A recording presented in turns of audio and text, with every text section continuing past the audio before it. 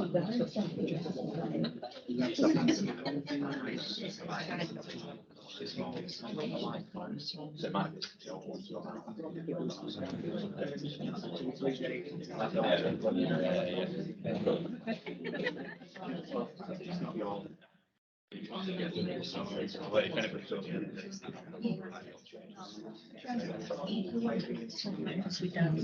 what you put in is you put in. Okay, can we start, please? Welcome to the board meeting. Happy New Year to everybody. Those I haven't had a chance to say it to. Just to remind you, a couple of things. This is a public board meeting, in the sense that it's a meeting in public, but not public board meeting in the sense that we have a right to talk. So it's great to have members of the public, but merely there as observers. But welcome and nice to see you. Secondly, to members of the board, this is online, and so can you speak? And this is a man who doesn't do this. I plead guilty. Can you speak slowly and clearly, because people will be online and try to listen to it. That would help. It's clear to me we're going to get always far more people listening to us online than will be available in the meeting. Actually, we've got to make that work for them. There's a bit of an obligation on all of us, I think. So welcome. Thank you for that. Apologies for absence. I've got Andy Ashcroft and Katie's there. Lovely to see you, Katie. Welcome. Joe Dobson and Mel's here. Lovely to see you, Mel. We'll be gentle, I promise. I told you. And Shafiq Hussain apologised this morning. I think that's all I've got. Is that right, Joe? Lovely. Declarations of interest. Are there any declarations of interest? I'll take silence to be none. Minutes of the meeting on the 2nd of November. Are they okay for accuracy? Leslie. Just one point, and I can't find the right page, sorry. Page 10. It says at the right at the bottom of page 7 it is about referring to people that we sometimes call hard to reach. Yeah.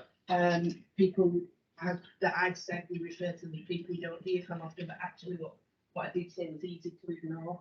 Okay. I think we should make sure that was meant, because I remember you saying it and the point was picked up. Our language was unhelpful, I think, our English language. So I think Lisa's quote as well as not what. So sorry, Gary. It says that people hard to reach are in fact poor at engaging with us. Yeah. The other way around. Thank you, Gary. I missed that. Okay, can we amend that as well? Okay. Yes, Yeah. it's a So with those changes, are you happy to set the minutes? Leslie, thank you. Thanks for picking that up. Gavin, the action log, a number of the agenda items of the issues are either green or on the agenda later. The only one I think is still outstanding is the green plan, where we're still doing some work on the finance of that. That's with you, Lee, is that right? Mea culpa appears, yes. Okay. A mea culpa in early January is acceptable. The next formal meeting is February. I'm not sure it will be then. No, thank you for that. That's great. And the other agenda items, I think, are on the agenda later. Okay. Thank you very much. As we often do, we start off with a story, and the storytelling this morning is around maternity, and we've got the maternity agenda item on later as well. Kathy, our chief nurse, is going to walk us through this. Now, the technology was challenging us earlier. Those of you who saw about 7 people around an individual computer screen will have noticed. I think we were struggling with the sound, so can we remain as silent as we can during it so people can hear it? Okay, do you want to introduce this? So I'll introduce. So I'm keeping my fingers crossed that it works for us this morning. So as Piers already said, we've got an agenda item later on in the meeting around the equity action plan for maternity services, and that's maternity services across our whole system. There's huge amounts of work going on around making sure that from an equity perspective that we deliver services to all elements of our community, and the equity action plan particularly focuses on those people in our population that use maternity services that maybe we don't reach as well as we ought to be doing, Leslie. So I think the way you articulated that's really useful. And a key part and model of that programme of work is the continuity of carer model. Now, many people will have heard the continuity of care model talked about both sort of nationally and probably locally, the challenges around delivering that model. And at the moment, we've got two of our organisations, two of our providers able to deliver continuity of care, and two that aren't due to, specifically workforce challenges in particular. But actually, the continuity of care model is absolutely key to really supporting those people in our communities that find us hard to engage with as service deliverers. So we've got 3 stories really woven into one. So 2 from, I don't like the term service use, but 2 from people that have used maternity services and used the continuity of care model and been exposed to that, and the positive impact that's had on their pregnancy journey, and 1 from one of our maternity support workers who works in one of our continuity of care teams, and actually is just about to embark on our apprenticeship programme to become a midwife. So one of our future midwifery workforce colleagues. Honestly, if you just set me onto the second slide, and then once we go on to the third, it should click into the. My name's Hayley. So when I was 17. My name's Hayley. So when I was 17 years old, I found out I was pregnant, and I was so scared. I had some family support, but I felt very alone. My midwife was the teenage midwife. I think her name was Debbie. And I did see her a few times throughout my pregnancy. But when I went into labour, I didn't know the midwife who was there. She was very kind and lovely, but I felt judged. I don't think I said much to her at all. I had a little girl, and then a year later became pregnant again. I felt again scared and wasn't sure what to do. I went for a booking appointment, and that's when they told me I would be looked after by a team of midwives called Emerald Team. They said they would be taking care of me all the way through my pregnancy. Lisa and Hannah were my midwives, and Lisa who I saw the most, and I began to really open up, and she made me feel grown up and safe. I saw Hannah, but she knew everything about me, so I didn't have to keep repeating myself. When I went into labour, Lisa was there, which was such a relief. I remember thinking, thank God she knows what I'm like. I had another little girl. I got pregnant again, but I'd moved house and I was under a different GP. I really wanted Lisa to look after me. So when I went to the hospital for my scan, I saw Lisa and she remembered me straight away. I told her I wanted the Emerald Team to look after me, and she said that was fine. I could have my care where I wanted. I didn't realise this because no one had said anything to me. I'm now 31 weeks pregnant, and I travel to stay in Emerald Team because they know me and I can always get in touch with them when I need anything.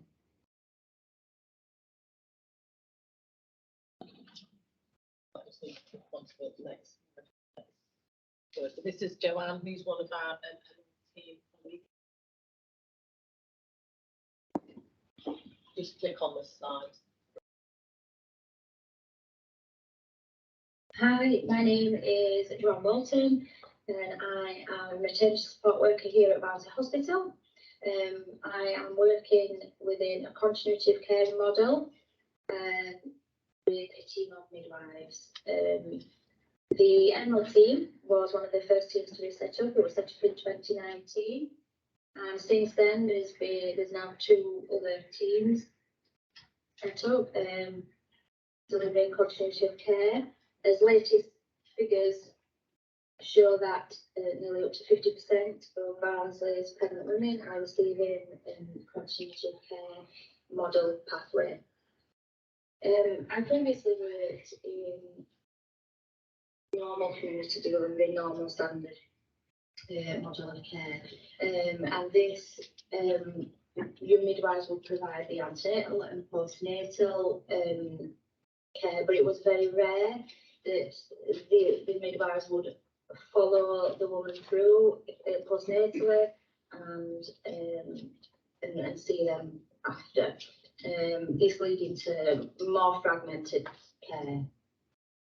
In a continuity team, there are 6 to 8 midwives, and somebody on call every day, every night, and each of these teams have one MSW working alongside them. These smaller teams are able to provide far much more individualised care, working within a multidisciplinary network with consultants and GPs and other services such as mental health, stop smoking, and by doing this you are improving better coordination, which in turn leads to better death outcomes, which evidence has shown. However, we do know that not all model fits all women. Sometimes we have to adapt and change to meet them individual needs, and these are particularly needs for complex women, and these women would be your Black, Asian and minority ethnic group women, poverty, families in poverty, domestic violence risk women, women with mental health. We do that these make up nearly 28% of overall births. So it's really important that these women are in a continuity model. We know that these women are more likely to build up a relationship if they're just having that one-to-one, if they know the midwife, if they're in a smaller team of midwives, and they trust more. They are far more likely to accept medical advice. They also, smaller teams identify problems much quicker, referral processes are much quicker, and then so that then leads to better birth outcomes. And we personally, I've seen this firsthand, and I've witnessed this firsthand, working in two different types of doors of care. Thank you for listening. And then we've just got a story from another service user whose first language isn't English, and she has came to this country, lives with her husband and husband's family, but hasn't sort of got that other support around her from her own family as a pregnant woman in new mother. So it should just click on when you click onto the next slide. Hi. So I'm from Mauritius and my husband is from Romania. My English is very good, but my husband's is not as good as mine. We've lived in the UK for 9 years now. I'm 36 weeks pregnant at the moment, and this is my second baby. I have a beautiful little girl. I had blood pressure problems last time, and when I was at home, it was my midwife, Hannah, who saw me most. I felt so much better when she came. It is very overwhelming having a baby, and I wasn't sure I was doing things right. She made sure I knew who to call if there were any problems, and gave me lots of information about taking care of the newborn. The Emerald team have looked after me for both of these pregnancies, and this has been great. They are always easy to contact, and when I have encountered difficulties, they have been there to support me. One difficulty I had was with my GP. I struggled to understand something and couldn't get an appointment, but I felt very unwell. I had a midwife appointment the same day, which was in the same building as my GP. I told them how I felt, and they got me an appointment and attended with me. I felt like I could not get across what I needed, but they understood, and I'm okay now. I like going to my midwife appointments. I don't have family here with me, only my husband's family, and they are very good, but my midwife is there for me, so I can talk to her as well.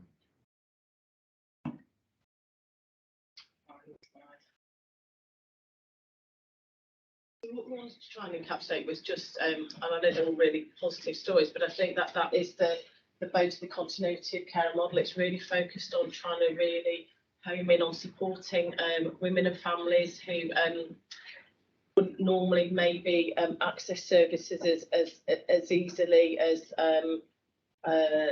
more women that are more articulate and more well informed.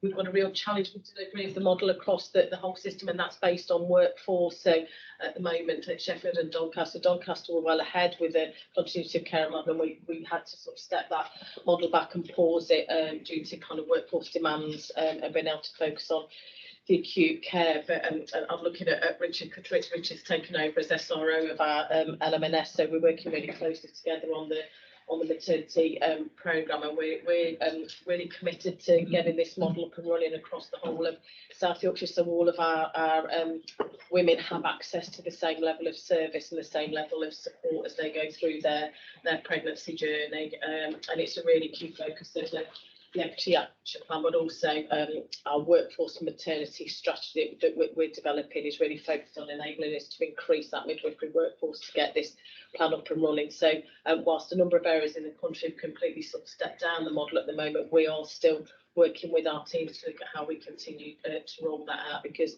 we know there's evidence to benefits, clearly research evidence benefits around outcomes for both women and babies when this model is well established and well in place. So thank you for your time. Sorry none of the team could actually be here in person this morning, but you know, a huge thank you to the maternity teams, to be honest, across our system, who work incredibly hard under incredibly difficult circumstances, but are always positive, are always looking creatively at how they can improve safety and experience for all of our women, and I know they'd like me to say that to you.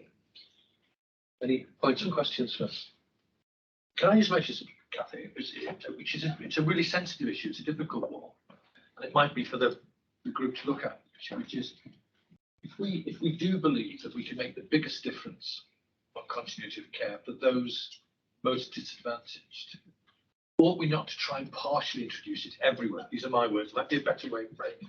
So actually we can make the biggest difference with a smaller number, because actually we all the way through we talk about health inequality as being utter driver for this board and for this organisation.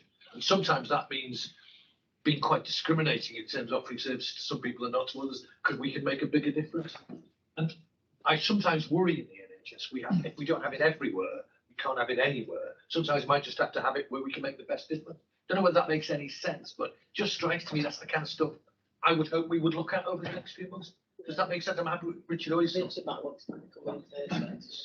So I think Kathy's articulated the challenge really is that in sort of the units, their staff enables to facilitate it and daily basis to continue for the benefits and Kathy in the presentations articulated. The challenge for the other two units is slightly more, well, it's more acute in terms of criticality of their staffing levels to allow it to happen, because it's a much more labour intense model. And at the minute, they've got the vacancies to deal with, as well as things like high sickness absence and high maternity leave rates. And obviously, until you reach the point where you believe your services are safe, the majority, it's hard to roll out the extra benefits. So I think Kathy's point is quite right in terms of at what point do we arrive at where we can say to what you're describing, which is to have some continuity of care services everywhere. At the minute, the approach involved in 130 is really positive. They feel able to safely maintain absolute rights to allow them to do so. The other two units in their action plans are trying to move towards that position. And I think some of the challenges are that obviously the units under pressure are sometimes more difficult to recruit for the obvious reasons. So we've got to do a lot more around what the offer is to midwives as well as midwifery support workers who want to be midwives, because things like skill mix dilution and others which would help us are more challenged in smaller units because that dilution is difficult. And I think what we are seeing is we're seeing an increase in the acuity at the time of delivery, and the increase in acuity at the time of delivery is increasing the amount of staff we need. So I think we have got a period now where we've got to stabilise and put forward plans and solutions like that that will actually increase the midwives in the system. I think systematically as well, we've got to tackle some issues around things like IT systems and how IT systems work between and across geographical areas, because we have things like 4 or 5 different systems that midwives are working with, and so flexibility in staffing and moving ladies of choice becomes really difficult. And I think we've got some strategic decisions to take on some of those issues. How do you assess the benefit of having single systems compared to multiple systems on things like staff training and development and the ability to flexibly move staff rather than move patients, which is not across the board. So there's plenty to work at, but credit to the teams that have been able to maintain that. I think that's brilliant. And don't underestimate the sort of amount of willingness in the other units to get there, but at the minute it's pretty difficult. I think that the point you make is really important because it is what the deputy plan is around having that deputy of service role. And Richard and I talked a lot about, a pathetic workforce model and how does that work, but actually all those building blocks, I think that Richard's described will be really important in enabling us to do that. In the meantime, we're trying to do more flexible things around, we've done whole system recruitment, bigger numbers of those appointed into the units that have got the bigger vacancy challenges, and all of our providers have supported that. So I think that there's a way to go, but there's a will and a commitment to do it. Lisa. Thank you. Thanks so much, Becky. It sounds really positive and it's great to have that continuity. One of the main things people complain about is that they have to tell their story so many times. So that one thing in itself makes a big difference. And just having staff that know people, I think when we're looking at people adapting things and looking at how we tackle things, when we sort of tailor things towards the people who are most affected, then I think everyone benefits. So I know that the lady, Joanne, sorry, mentioned tailoring the continuity for people from ethnic minority backgrounds and mental health. But I think just knowing how that's going to be done, when we're thinking about engagement and the fact that Black women are sort of 4 times more likely to die during childbirth scares them, and it's a system that is alien to them and doesn't really support them.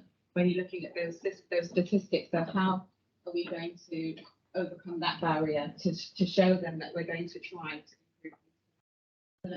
And hopefully when we get to the plan, I think a big part of that is around the workforce and the work that the LMNS team are doing with Christine's team around that, because actually we have got a mainly white British workforce in maternity, so actually people are being cared for by people that don't look like them, don't understand some of the challenges we've got. So some of those things are really important for us to factor in, because that just opens up the dialogue and the conversation. And that's the same with our VPs, to be honest, and it's not unusual across the country. They tend to be chaired by white British middle class ladies that are very articulate, so they don't always understand some of the intricacies of some of the challenges that some of the women face.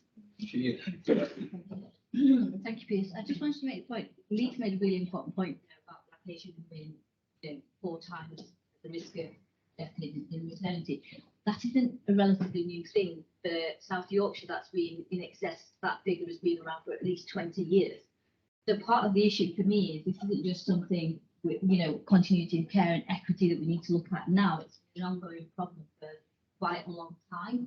And I think there's something there about, I totally agree with what a lot of the stuff is saying, but I think unless we get past just making commitments and get into action about realistic, meaningful change and authentic change that takes on board the impact of maternity services and how women from minoritized communities, domestic violence, poverty, whatever that lived experience is, unless we start to listen to these women in a way that says, how can we adapt these maternity services to reflect your needs, we're only ever going to continue to apply a system that never works for them.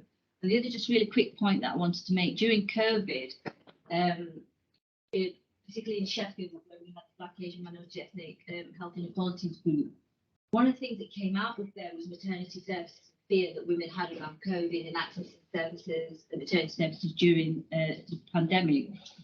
And I know she won't mind me mentioning her name, but May Stevens is the cultural safety midwife, Jessops in Sheffield. Now, that whole group, the Cultural Safety Forum, came about because a group of Black Asian minority women came together through the COVID group to say, these are our fears, this is the kind of support that we need. They've also linked in with, is it Maternity Voices Partnership. So we've got a lot of different stakeholders in that space. But the interesting thing, and I think it's something that was Richard that was saying earlier about the different systems, that's the one biggest feedback that we had from midwives and all the stakeholders involved. So one of the reasons what's holding back support, appropriate support, is systems not being able to speak to each other. So simple things like language line, having to book 20-minute calls. Well, if you're just, about to break some really awful news to a woman, you're not going to do it in 20 minutes. And yet it was something as simple as coming into that maternity cultural forum meeting having all the different stakeholders in that room going, well, actually, we've got eight physical phones, so why haven't we got a phone in every single room? And it's operational, practical, you know, solution-centered conversations like that, where people say, well, this is the issue, and somebody else going, well, actually, I can resolve that for you. But again, it came back down to 4 or 5 different systems not being able to communicate with you, not being able to adapt to what was needed. So I just think there are good examples in Sheffield, but sadly, the Gender Cultural Safety Forum started in the pandemic as a response to the pandemic, not as a response to the needs of women in maternity. So I just think we've got lessons to learn from that as well, and it's how do we carry it forward. Thank you, it's really useful feedback. I'll take that back and reflect that back with the group. Thank you, and I think that broader issue of equity in maternity we're talking about later, because I think it's a really big issue. Okay. Sorry, Lee, I apologise, didn't see you. Sorry, but I guess your challenge is a really legitimate one, isn't it? And the information it would be really useful for us to see as a board is which of our communities is continuity of care touching, and can we be assured it's touching the parts of the South Yorkshire population where it could be having the biggest impact. So without that sort of information, we're kind of sat here going, it's a national policy that we're trying to adopt locally, but are we managing to adopt it in a South Yorkshire way that sensitive population's needs, and is it touching the parts of the population where we could have the biggest impact? And I think without that, it's the right thing to do, but it's a bit difficult to assess how well. I agree. You're absolutely right. And maybe the answer is in South Yorkshire, we're very open with people.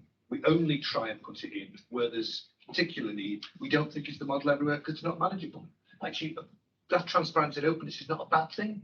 I'm not saying that's right, but it's that kind of conversations we should be having. And I think, as I said, back to where I started, we talk about equity here. It's about being seen to put it into action, I think. No, because I think that's really important point, Lee, and I know one of the things we grapple with the IPR is what should we have in around maternity, and actually at the moment we've got the kind of standard national figures in, but actually probably what we're needing is some really key indicators linked into the equity delivery plan, and then we can actually measure where we're making an impact. So we'll take that back and work that through into the work that we're doing as part of that. I think it is worth just reflecting and remembering that the CQC do the maternity surveys every year, and we're about to receive maternity surveys in South Yorkshire to be published. And obviously, full response to them is about how we decide on all the other measures, but we will get in the not too distant future a considerable amount of information about how people feel about this providing for the counties that you provide them in. So that would be a starting point both for the LMNS, but also for this board to sort of consider what the issues, implications and actions we perhaps need to consider taking as a result of that. But I can't remember Kathy when it's been formally released yet. I think it's still being held. But it will be in the next 2 distant future within the week's held, and the LMNS and the board, and then have a summary of what the positives and negatives will be. Really helpful, thank you. Kath, thank you. We've got a discussion later on maternity. Questions from the public? We haven't received any. Am I right? Yeah, thank you. Chair's matters. I wasn't actually very much. Probably just 1 or 2 things. Firstly is, I think this is obvious, but I'm sure it comes in some of the presentations. I've worked in the NHS 40 years. I know you don't think I'm that old, but I have never ever understood and seen and felt pressure like we are seeing in the system today. And the first thing is we have to recognise that for our staff. We have to be honest with our patients. I think that's important. And the other thing, and these are not political judgments, is this pressure feels to me like a build-up over 20 or 30 years, particularly around staffing issues. We were talking in the corridor earlier about money, and actually our big issue isn't money, it's staff. Yes, we obviously want money. But how do we get more midwives? Let's just take that practical example. There are a shortage of virtually every professional group. In some places it's a bit more than in others, and we saw that in maternity. I could take the even that in any other area. But I guess it's just important that we as a board, that we don't sit here and say to ourselves, it's fine. The answer is it's really, really difficult out there. I'm genuine in my view, it's as difficult. I joined the NHS in 1980. I've never, ever seen pressure of the intensity and length that we have got now. And the scary bit is I don't see it diminishing over the next few weeks. This isn't, it'll be all right in 2 or 3 weeks' time. And I guess it's important that we're realistic with each other, that we're realistic with the public, but also that we recognise that because it feels really difficult. And we get performance reports, which we'll get later, and they give you pictures, but it's the intensity of it that feels different. And I talk to general practitioners, they say the same. I talk to mental health workers, acute, it's everywhere. It does not feel, it feels endless. And the bit that worries me is our staff they think it's relentless. They think it's endless. And that's what's getting them down. They don't think it'll be all right in a couple of weeks. Because frankly, it doesn't feel like it'll be all right in a couple of weeks. And I guess I just wanted to say, it's important that we understand that when we talk about figures, we talk about surveys and all of that stuff, really important. This feels worse to me than any time in 40 years. I guess it's important that we acknowledge that and understand it. I don't think I had anything else to add. Gavin, can I come on to your report? Thanks, Piers. So, what I won't do is go through the report. Everybody's got that, so I'm going to answer questions. But interestingly, you've kind of started where I was going to begin, which is just acknowledging the operational pressures in the system. I was going to say over the last few weeks, but it's been a sort of relentless, kind of period of time. But I think in most recent weeks, we've seen, most of the providers within South Yorkshire operating at what are called OPAL levels 3 and 4, which are the highest, most acute level of pressure.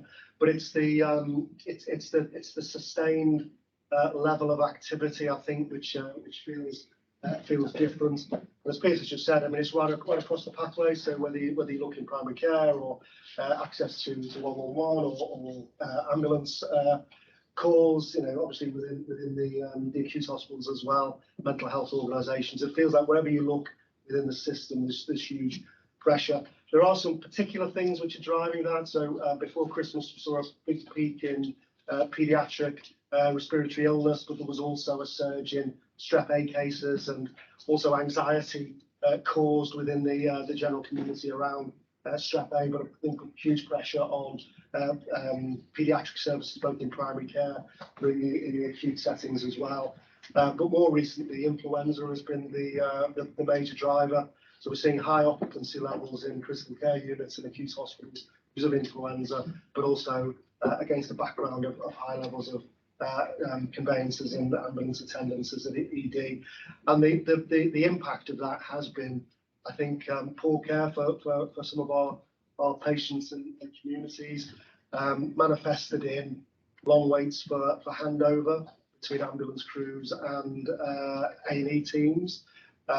Also, crowding in EDs, extended stays in hospital. Obviously, we're wrestling with the fragility of the social care provision as well, which delays discharge and causes a sort of pressure in the system, high occupancy, etc.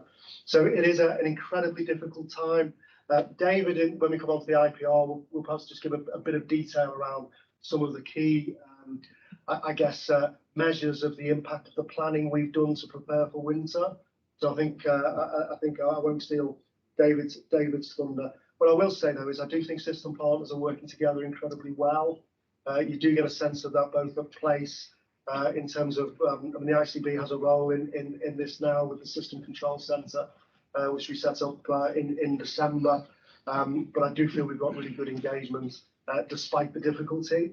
I think the other thing that I note is I think a greater degree of mutual cooperation between organisations and a desire to try and support others rather than simply consume their own smoke. But there are times when even that's extremely difficult because the pressure is everywhere. But I did want to mention that. And if that wasn't enough, obviously we've got industrial action at the moment, which will impact. So we had the Royal College of Nursing strike on the 15th and 20th of December. Thankfully, that wasn't an issue in South Yorkshire. So a number of our providers, nursing colleges, have voted in the ballot. The threshold was reached for industrial action in the 3 Sheffield trusts and Barnsley hospitals, but they were not part of the first wave of industrial action. But we will see that later this month. So there are strikes planned for the Royal College of Nursing later in the month. We did see a Unison GMB strike, which principally affects the ambulance service on the 21st of December. I think in South Yorkshire, it's predominantly Unison, which is probably the biggest issue for our ambulance service. I think again, I think it was managed well. There was a lot of preparation went into that, both within the ambulance service, but also in acute trusts, putting themselves in a position where they could receive patients from ambulances as rapidly as possible. But it was extremely challenging. We were helped by the public. The level of calls was considerably reduced. And interestingly, I think the number of conveyances, you might expect the acuity would increase with fewer calls, but actually the numbers of conveyances actually came down. So I think that perhaps signalled that alternatives to EDs were well used, and that's something we want to try and continue. So it was handled well, but some of that preparation in terms of creating available capacity to facilitate handover meant that some of our elective activity didn't take place. So combination of winter pressures, prolonged industrial action will have a consequence. I think we have to be honest about that. So an extremely challenging time. I think the only other thing that I probably just two other points that I wanted to pick up. One is it's probably one of the least helpful Yuletide traditions within the NHS that the planning guidance always seems to come out immediately before Christmas. And true to form, it landed, I think it's 6:30 p.m. on the 23rd of December. So when I wrote my briefing, we didn't actually have the planning guidance, and we were so what was in my briefing was basically based on verbal briefings we'd received and the intelligence that we had around what we thought might be in the planning guidance, but we actually know what's in it. So just really briefly, because I'm just going to pick out some headlines. But the next slide, thanks. Gosh, I'm going to have to look on my screen. Must be getting old. No comment. Quite soon. I can read that, just for the record. I can. Read it. Yeah. I think we've got plenty. Watch them. So I think albeit the timing, but actually I think there was quite a lot of positive in the planning guidance, in the sense that it was relatively brief. It was 20 pages. It crystallised some key priorities, which I've put on there. But unsurprisingly, the three core priorities are recovering our services and improving productivity post-pandemic, making progress in delivering some of the key NHS long-term ambitions. And I was really pleased to see that, because some of those long-term ambitions are around things like health inequalities and left shift. And I know that one of our concerns as a board has been being completely consumed by the immediate and losing track of the longer term. So it was really good to see that in the planning guidance, as well as the focus on continuing to transform care and find better and more responsive ways of doing that.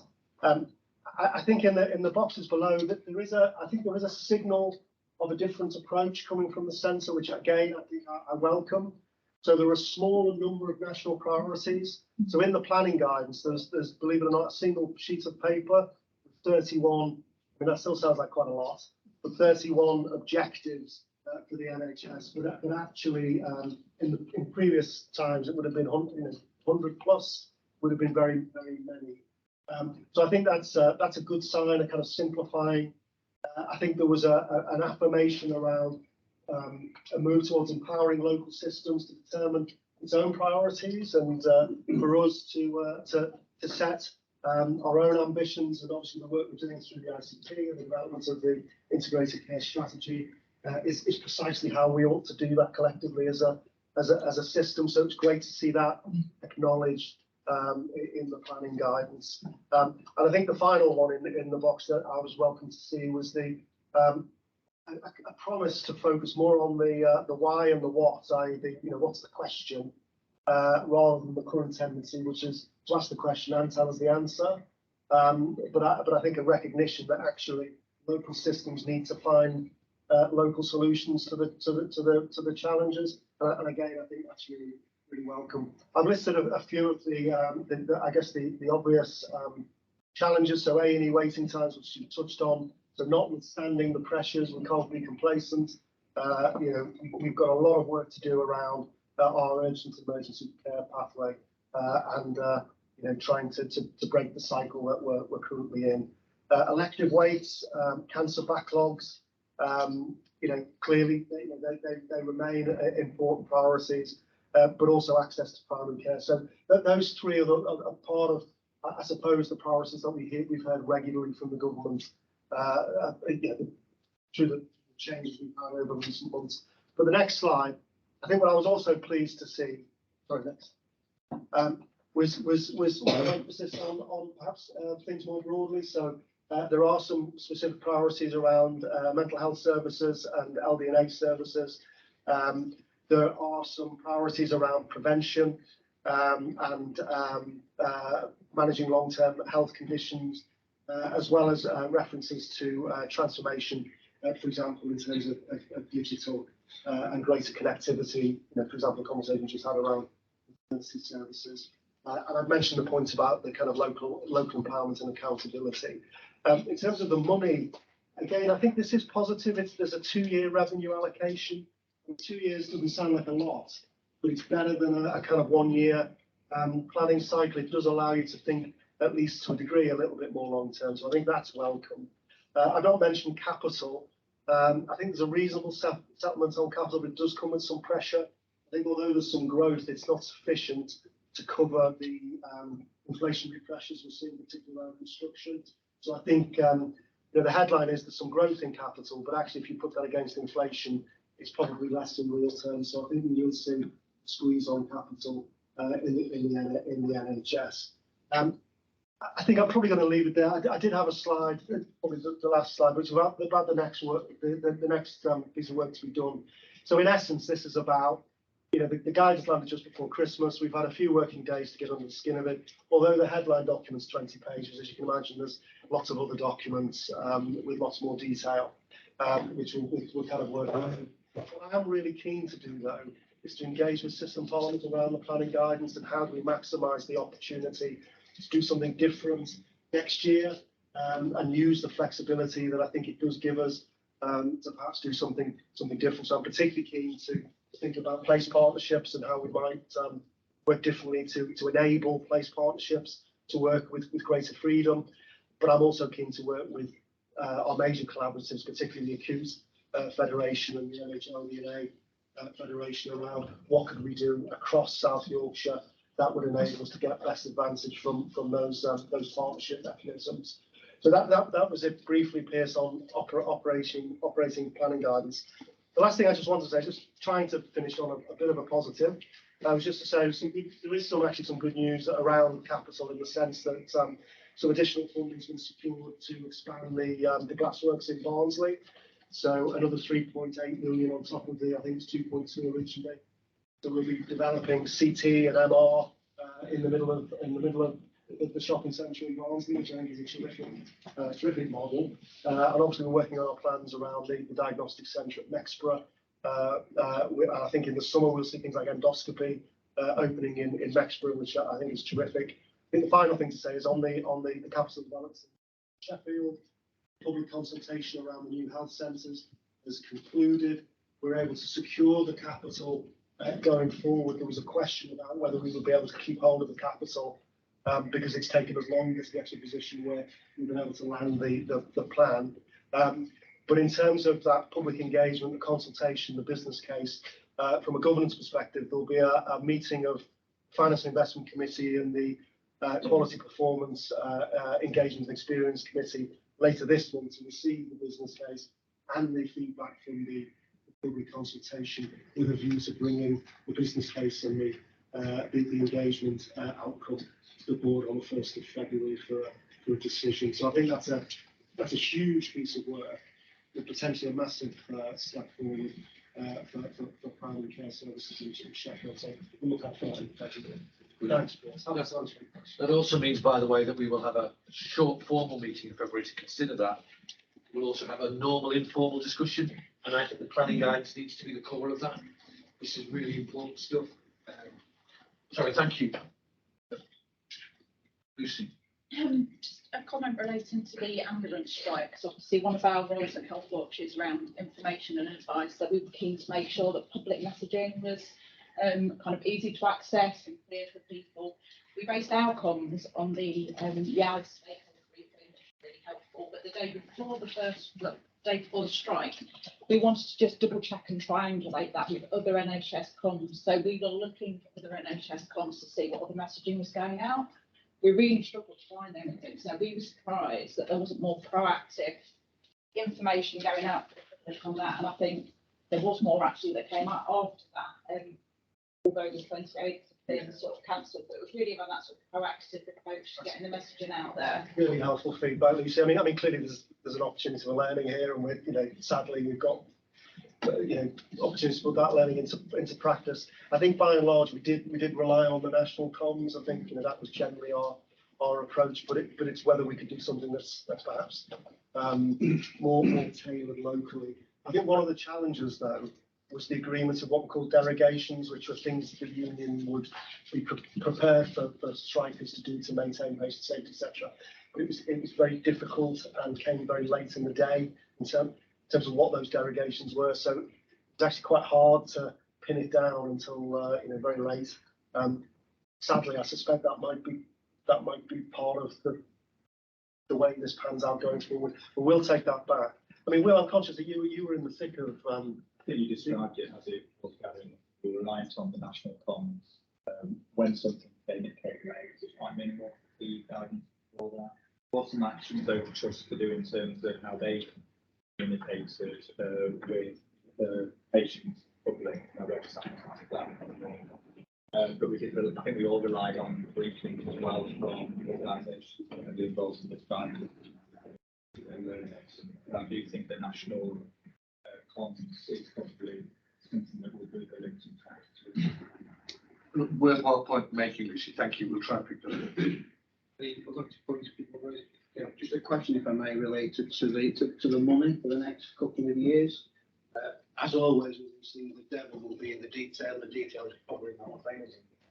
Generally, is the potential allocation in line with what might have been seen last autumn statements, coupled with the last one, and to what extent is the national system attempting to target resources weighted for need? So is it a flatline allocation for all items, so is an attempt there to say actually area B has got more issues, more health inequality issues, therefore it's There's still the convergence adjustment embedded in the code, which is trying to accommodate that sort of health inequalities lens. To be brutally frank, we're still working through it all in terms of the elements of the social care bit, particularly hypothetical funding, the dentistry and other issues, and just looking on a like-for-like comparison, just going, is that going to mop up all the inflationary issues that what's assumed in there is a 2% pay award into next year? There's some certainty about what might happen in terms of the pay award settlement for this year and the overhead of that into next year and next year's settlement. So there's quite a lot of detailed staff work. We've got a lot of the detail now, but doing all the staff work over the Christmas period to go to this is what it all means. Hooray, happy days are here again versus it's all looking a bit fixing, which is a likely judgment we're likely to come to, I thought. We'll land that over the next week or two on the executive side of the street and bring that back, I think, in February. Yeah, and a number of us, I know you were on a presentation from the national team on the 23rd, 23rd, 22nd. And the bit that struck me was pay awards. I said, what's the biggest risk on this? Is there any change in move on pay awards this year? But really, if there's not, it feels like there's going to have to be next year, and they've only allowed 2%. That's the big issue. Now, they've often adjusted it subsequently, but that look, if I had to say what's the biggest risk to them, So what I draw from this, and it's no surprise with my NHS back, is once it's worked through, the likelihood of everyone to actually start driving from some of the new bits of change will be dependent on us unlocking what's already in the system. I think that's absolutely right, Kevin. I don't think by any stretch of the imagination this will feel like some sort of generous settlement. I think it will feel really, really tight because there's some big risks, notwithstanding some big risks in it. But I think the challenge for us is not to be diverted by that, because we always knew that was going to. That was somewhat inevitable. There wasn't going to be enough money as we'd like. but I don't think that should stop us from trying to do things differently, which I think is the point you're making. Yeah. I've got Lisa then Moira. Lisa. Mine's just positive from the report. It's for Sheffield Teaching Hospitals and the CQC review. So there's no longer any inadequate rating, and with all the stress and the pressure on the system to improve like that, it's taken a lot of work. So it's just to recognise that improvement's been made. And there was just one more thing about language for the Barnsley report, House the Tika campaign. I mean, it's just inspired. So yeah, I just wanted to mention that because I think that's something that stood out for me. Definitely. Thanks. And you're absolutely, I should have mentioned the Sheffield CQC, because given how tight the CQC are these days, I think that was a real progress for Sheffield. And I actually wrote to the chair and chief executive today, well done, because I thought it was real achievement. I should have pointed that out. Thank you for slapping my wrist very gently. Moira. I just found that planning guide really helpful, Gavin. Presumably when we have a discussion in February, we'll know how we fare and Yeah, so I mean, some of them will feel quite familiar. So for example, the 4-hour A&E target is sort of sitting in the background, has come back. So I think I suspect you'll probably. I mean, when we look at the IPR today, quite a lot of the targets are there, but we could do that sort of stock take of where we are against the 31. If some of them are new. Yeah. Okay. That was really helpful, and will clearly the planning guidance will be a conversation informally in February, and I guess formally in March and April. Yeah. Okay, thank you for that. Place-based reports, executive place directors. Where do we want to start? Anthony, you caught my eye first. Thanks, Chair. Doncaster. Okay, so continuing a theme, the place report from Doncaster takes two parts. The first is a list of interventions that have been taking place across winter and continue to do so, really, for the sheer volume of pressure that we're experiencing through urgent emergency care that Gavin's described. I counted, I think there's 45 there across a number of organisations such as our Acute Trust, the Mental Health Community Trust, Primary Care, the Council, the voluntary sector.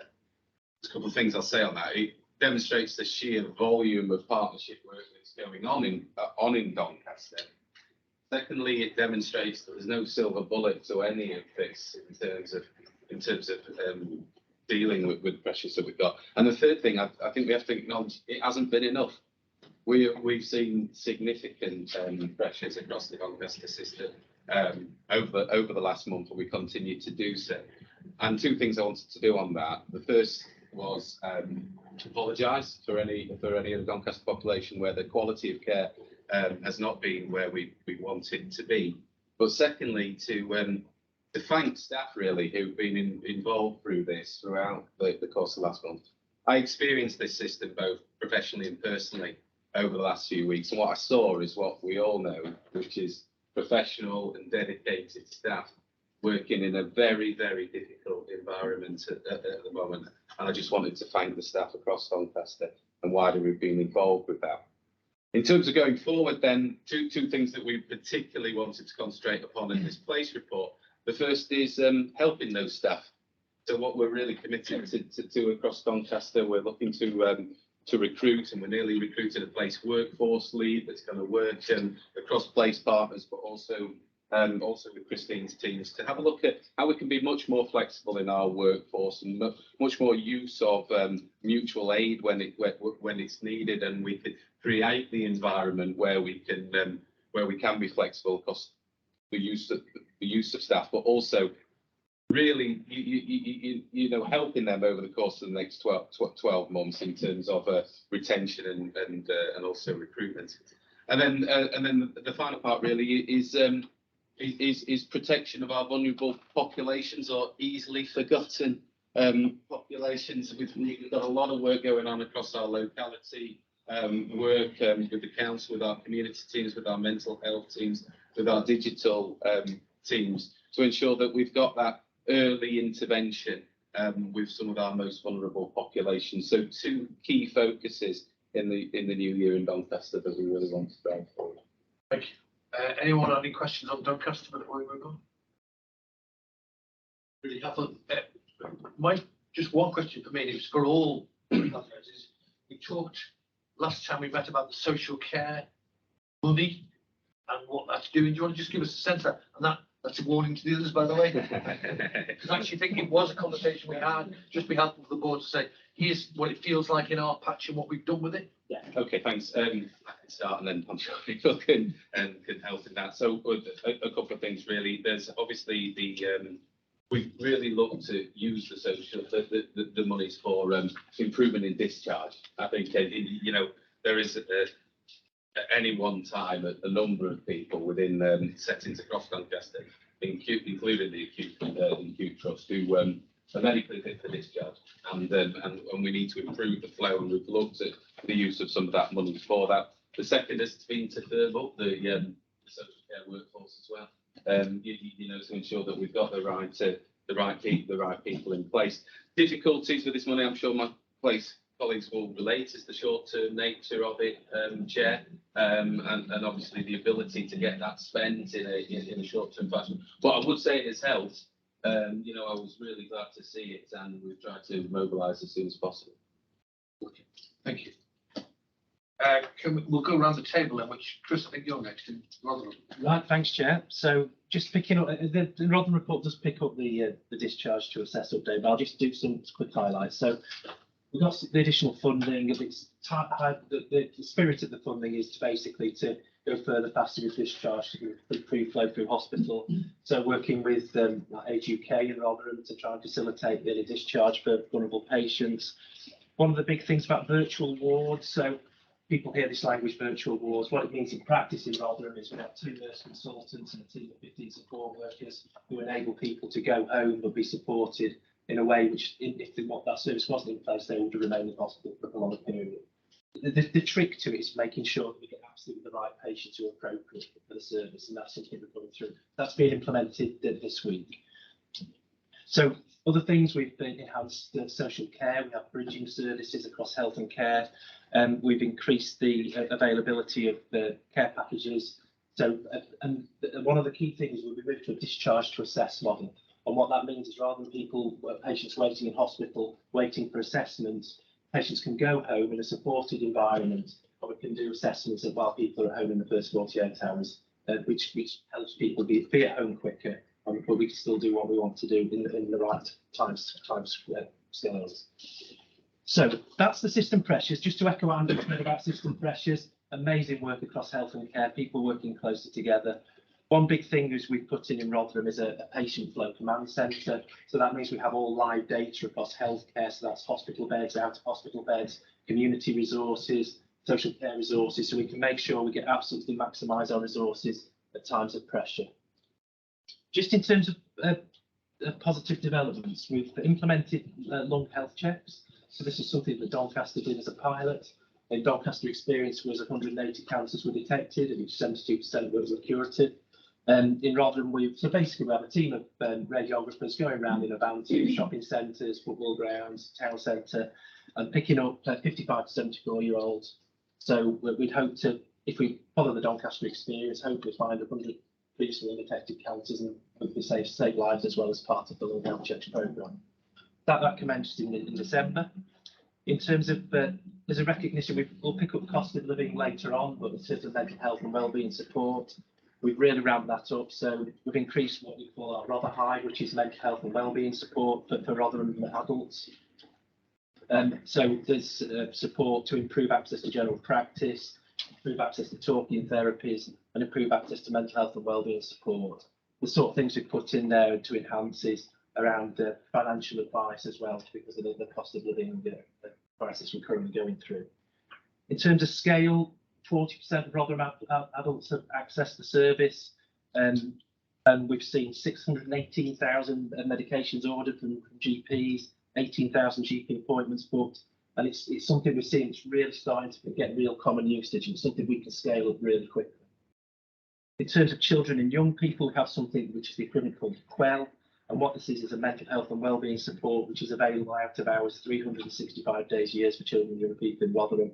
And it's a text-based service where people can access a counselling team at any time out of hours. So there's some positive developments, hopefully, Chair, as well as reacting to the system. Brilliant, thanks. Any questions for Chris? Wendy, do you want to pick up Barnsley? Yeah, thank you, Chair. Yeah, so just to go straight into the discharge to assess. It was a tight timeline. It's credit to the leaders across health and care, mobilised our leadership and brought together a plan. So it's a combination, following almost a bit of a rhythm really from the feedback from Anthony and from Chris. So additional capacity into home care to support discharge, quite a number of hours to secure and bank for that. Really wanted to make sure we had appropriate focus on mental health, learning disability and autism. As we know, we're heading into the 100-day discharge challenge for mental health this month. We'll be working together on that. So practical things like we know that people through Section 17 can have difficulties in terms of rent payments. So being able to get a bridging fund to help with that and help to get people out, I think is really quite a helpful action to take. Making sure that we are investing more in assistive technology and equipment. That's been a bit of a gap. Recognise there's some supply chain issues there, but we're on with that.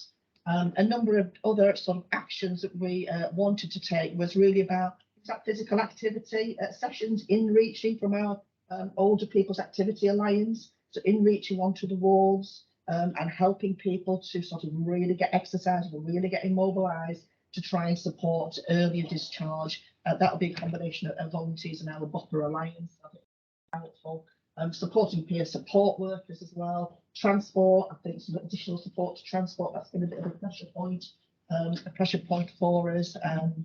Some additional support in terms of medical oversight, it's been a little bit of a pressure. So a range of different interventions that we really feel that we can mobilise. And that's been a real challenge, I think, into all of our leaders across health and care. Don't put forward anything that you don't feel that you can mobilise rapidly and it's going to take 3 months to design and set up. Don't do that.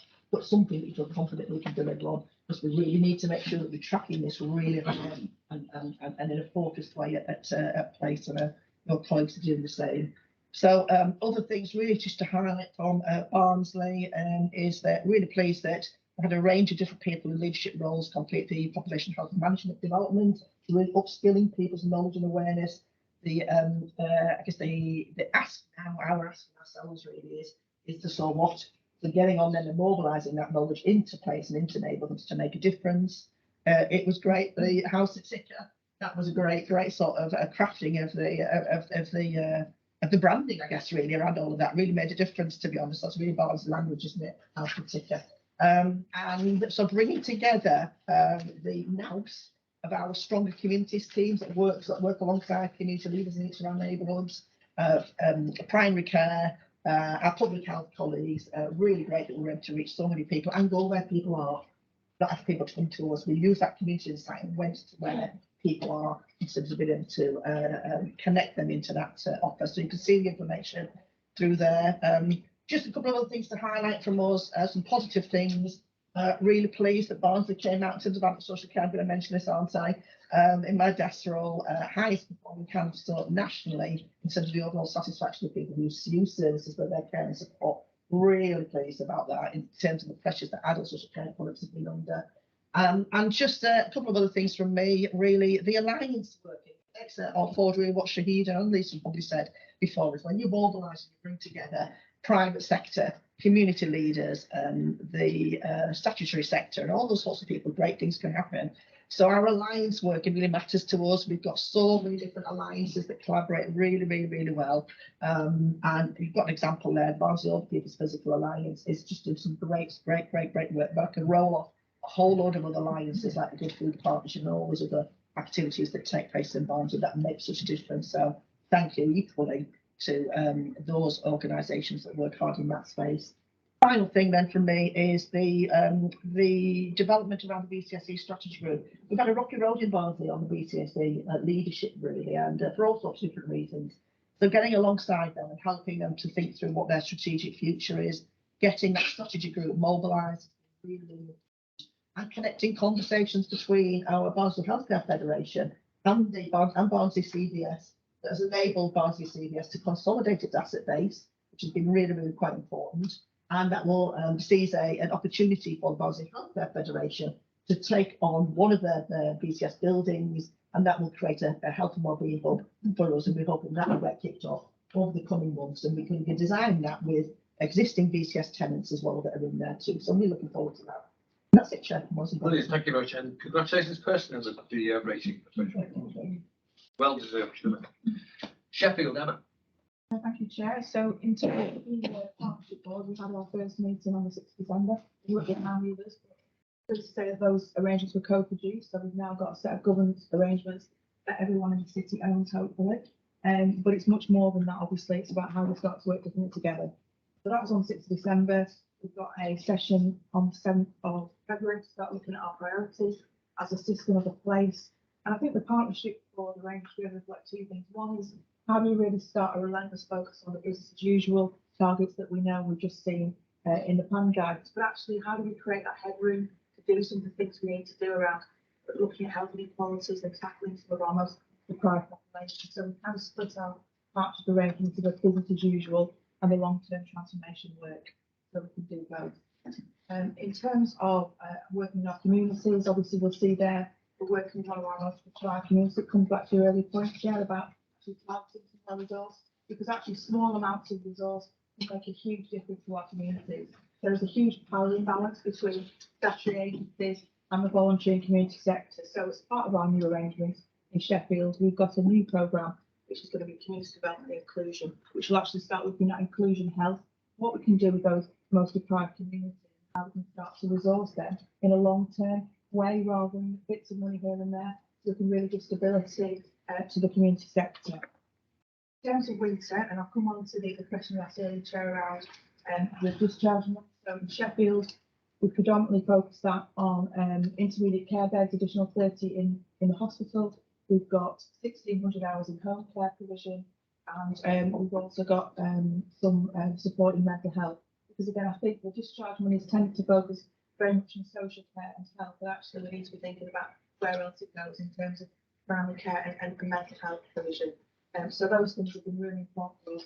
We've now received another tranche of resource, and again, as Wendy said, we need to be making sure that we can actually do the schemes, the deliverables, because actually if you can't get a workforce, you're not going to be able to deliver them. So relentless focus on two areas in Sheffield. One will be around ensuring those medically discharge patients move as quickly as possible, and we've got a trajectory for that. The second is how we start to manage on the day demand care, and those things will have an absolute focus for us moving forward.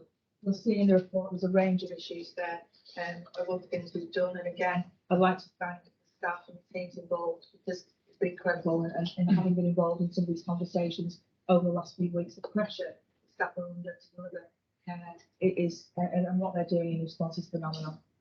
And in terms of just a highlight for us in Sheffield, because I think again, we're very focused on what's happening day in, day out, but actually we've had some success in terms of some HSJ Health Service Journal national awards. One for our primary care Sheffield, we won primary community care of the year. Again, they've been fantastic in supporting us through winter, moving resources support system. The second was around Sheffield Children's Hospital. We were part of the winning team launch recovery award for elective care and restoring things back to pre-pandemic levels. And last but not least was Sheffield Health and Care Trust, who won a partnership workforce initiative of the year in developing a national apprentice scheme for clinical associates in psychology. So again, three really good examples of innovation and things we need to support moving forward. Thank you. Any questions for Emma? Not a question for Emma actually, Peter.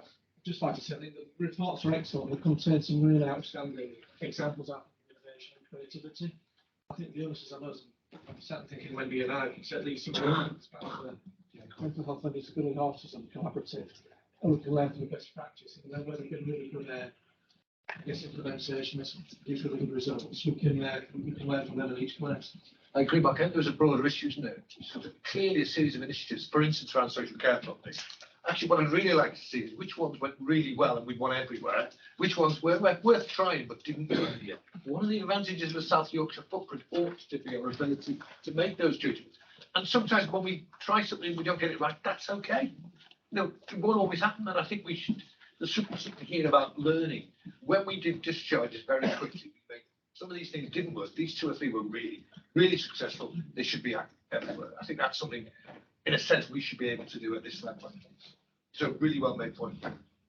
Kevin. Yeah, I just wanted to pick up the the theme of the discharge funding, and just, it was really great to hear that kind of account of the, I guess, the projects that are being supported and funded through that money. But I think what we need to track now is what's the impact. Yes. So I think the expectation is that the application of those funds will reduce the numbers of patients in hospitals. I think we do need to see that coming through. So I guess that's a challenge for us as an executive team, but I would expect us to be coming back to the board and explaining how the impact's been felt. And I've just suddenly seen the face of Damien appear on the screen. Just to be clear, this is the member of the public, Damien's member of the board, isn't it? Happy New Year, Damien. You wanted to raise a point. Yes, Happy New Year, colleagues. Sorry, can't be with you. And yeah, just to echo my thanks, having been involved in some of the gold meetings, and also your earlier comments, both yours, Chair, and Gavin's around. It just feels it is relentless. It is the most pressured period that I can remember in my experience, and to extend that thanks to staff. However, your other two comments, which I think are important, incumbent for us to do something about, which is when the dust settles, you know, given the short-term nature of some of the funding, but also some of the imperative-led initiatives, there's always a level of, as you say, redundancy and trial and error. Some of those things work, some of them don't. So I do think there needs to be, across each of the four places, a review of lessons learned. I also think that we therefore need to then passport some of that learning into how that impacts on wider system change and development. I remember Emma's comments in previous meeting about looking at wider system flow. We have got to get the collective learning out of this to make a more effective, efficient and transparent. And for instance, I was really interested in the live monitoring of beds across, I think it was Rotherham, what Chris was talking about, and just wondering whether or not between the place directors that type of dialogue and conversation is live, and that there's beg, borrowing, stealing and levelling up, if I can use that slightly tainted phrase in the context of this audience. Thank you, Chair. Yeah, and the answer is, if there isn't, there should be, Damien. And both between the locality directors, but also at this level, I want to make sure we had a picture of these things that went really well. Why aren't they operating everywhere? Simple stuff, but we don't do it enough. So a point well made, Damien. Thank you. And nice to see you. Any other points? Leslie. Just want to echo a few things really around the room. One of the things I think really important that's been recognised in the work that's been done is looking at the wider system, not just the NHS. And I think we've got to remember that, because all of that that's happening out there, you know, with social care, but also with community sector partners, has been critical in being able to address some of the issues that we're dealing with. And I pick up Emma's point, and point well made really, that some of that short-term funding, you know, we can sustain things for a while in terms of that wider system on short-term money, but actually unless we're going to put some investment in longer term, we're not going to retain that capacity. So when we turn around next time and go, can we all come round the table and help sort this out, there might not be as many people around that table, because the risk that we've got at the moment is within that wider system as well, isn't it? It's not just within the bounds of the NHS. And I think what you're seeing is a reflection of the kind of pressure on the NHS, particularly in voluntary community sector partners now, that their resilience is being quite damaged by what's happening. And actually we need to think about that if we want to rely on them in the future.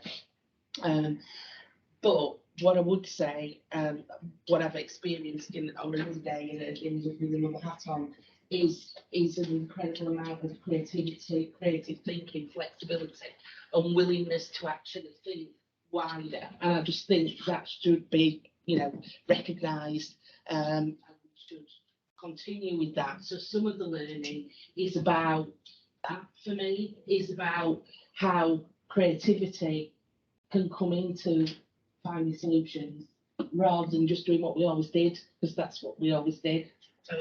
There is something on the thing now. I know it's certainly mentioned in Barney. How do we create the right relationship with the voluntary sector to give them enough stability to not be going constantly back? Can we suddenly talk to you in September about a bid? Actually, we don't exist anymore because, you know, because actually with the money, your money ran out in April. Yeah. We have some responsibility to support them differently. I was going to use contracting. Actually, contracting might be the model that gets in the way of this. So actually, that's something longer term. You know, when we talk about next year's money, actually, well, what is it to make sure I've got a viable voluntary sector involvement?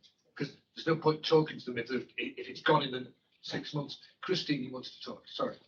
Yeah, thank you. Thanks, Chair. I just want to say it's really heartening to hear about all the work that's happening across all the different sectors. And just to Leslie's point, we've got to think about the workforce more broadly. And I'm really pleased to say we want to the integrated care strategy soon, but obviously workforce is key. And we're thinking about workforce in its broadest sense. All of our voluntary community, social enterprise sector, our unpaid and paid people that are helping provide health and care. The population of South Yorkshire will be part of the workforce strategy that we'll be developing over the next 3 months. I just wanted to. That's a critical point. Thank you. Thank you for that. That was really helpful. Right, items for approval of decision item 10. Maternity neonatal systems equity and equality. Obviously, we touched on a lot of this earlier. Yeah, I've just got a few slides, Chairman. I won't go through all of them, but just to kind of pull out some of the key points from the plan, and hopefully people have had the opportunity to read it, because I think there's an awful lot of work gone into it. But actually, I think it's a really good piece of work. So, Alison, if you just take me on to the next slide, please. This piece of work started back in November 2021. So. Sheila, I know picking up your points that these aren't new issues, you know, they aren't new issues, but I think now gives us the opportunity to give this a real platform and really put some focus into change, certainly over the next 5 years, which is what the plan is based on. The findings and the areas of focus in the plan do focus on what comes out of the National Embrace UK reports. For those of you that don't know what Embrace stands for, which is a bit of a mouthful, is mothers and babies, reducing risk to reward and confidential inquiries, collaboration. So it's all the information we know that impacts on the safety of pregnancy, birth and outcomes for women and babies.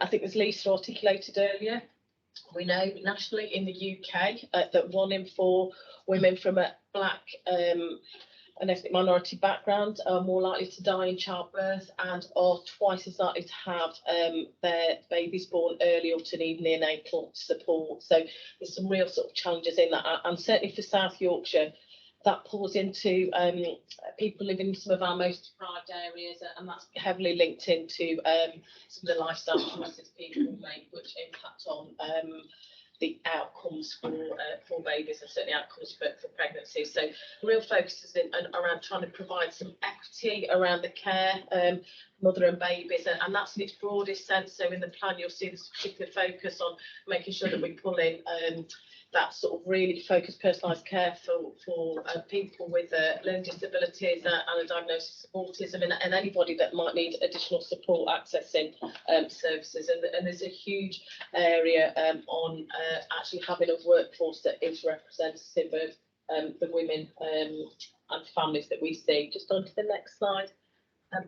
Please. So there's been a number of deliverables that we've had to take the report and the formation of the report through, and the quality QIPI. I'm not try to say the whole title because I always get it wrong. So we signed up on behalf of the board in October just because of the emerging governance of the ICB and actually the need for getting this uploaded nationally. So it's a 5-year plan. It will be publicly published, and it's got a number of priorities which wouldn't be a surprise to anybody. So about restoration of services post COVID, but making sure that we do that in an inclusive way based on the intelligence that we've really collected through COVID and before that, to mitigate against digital exclusion, ensuring data sets are completely timely, which really links into the point that Richard made around our information systems, and making sure that actually we've got the right data and information, which means we can put the right support and focus in the right areas around maternity delivery, and to accelerate some of the preventative programmes that engage some of those at greater risk of poorer health outcomes, which then impact on outcomes for mums and babies. And again, I won't repeat some of the the work that that David and others colleagues have presented to the board over the last few months, because they are the same challenges, and the same challenges that face our women that are moving through pregnancy, and really strengthening leadership and accountability around delivery of maternity services. And actually having Richard as a chief exec from one of our provider organisations as our SRO, I think is a really important milestone in that, as most of the programmes had a chief exec SRO. So we're really grateful for Richard for taking on that and working with us. Next slide, please. I'm talking quickly because I'm liable to say, Alison, can you just go to the next bit? So, sorry, back a slide. Just a couple of things I want to pull out on that. So that targeted clinical care element's really important. So we know from the analysis of national findings that some of the things that we are also finding in South Yorkshire are very linked into the national agenda, but there's some really preventable elements in there, and particularly if we put some real focus into some of those communities and those really deprived areas across South Yorkshire.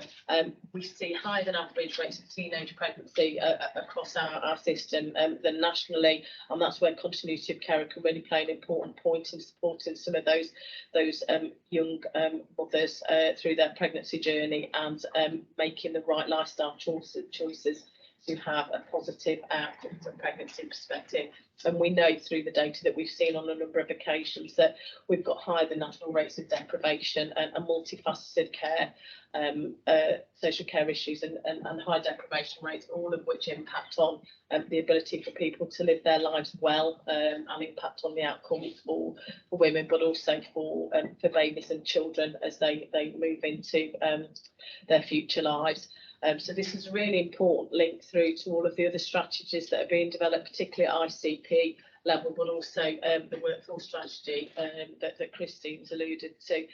We've been through a huge piece of engagement and co-production, and Shanida, I kind of acknowledge that there's more we can do on that, and that's certainly something that we're really going to try and focus on as we move forward. But actually, there's been a lot of engagement in producing this piece of work.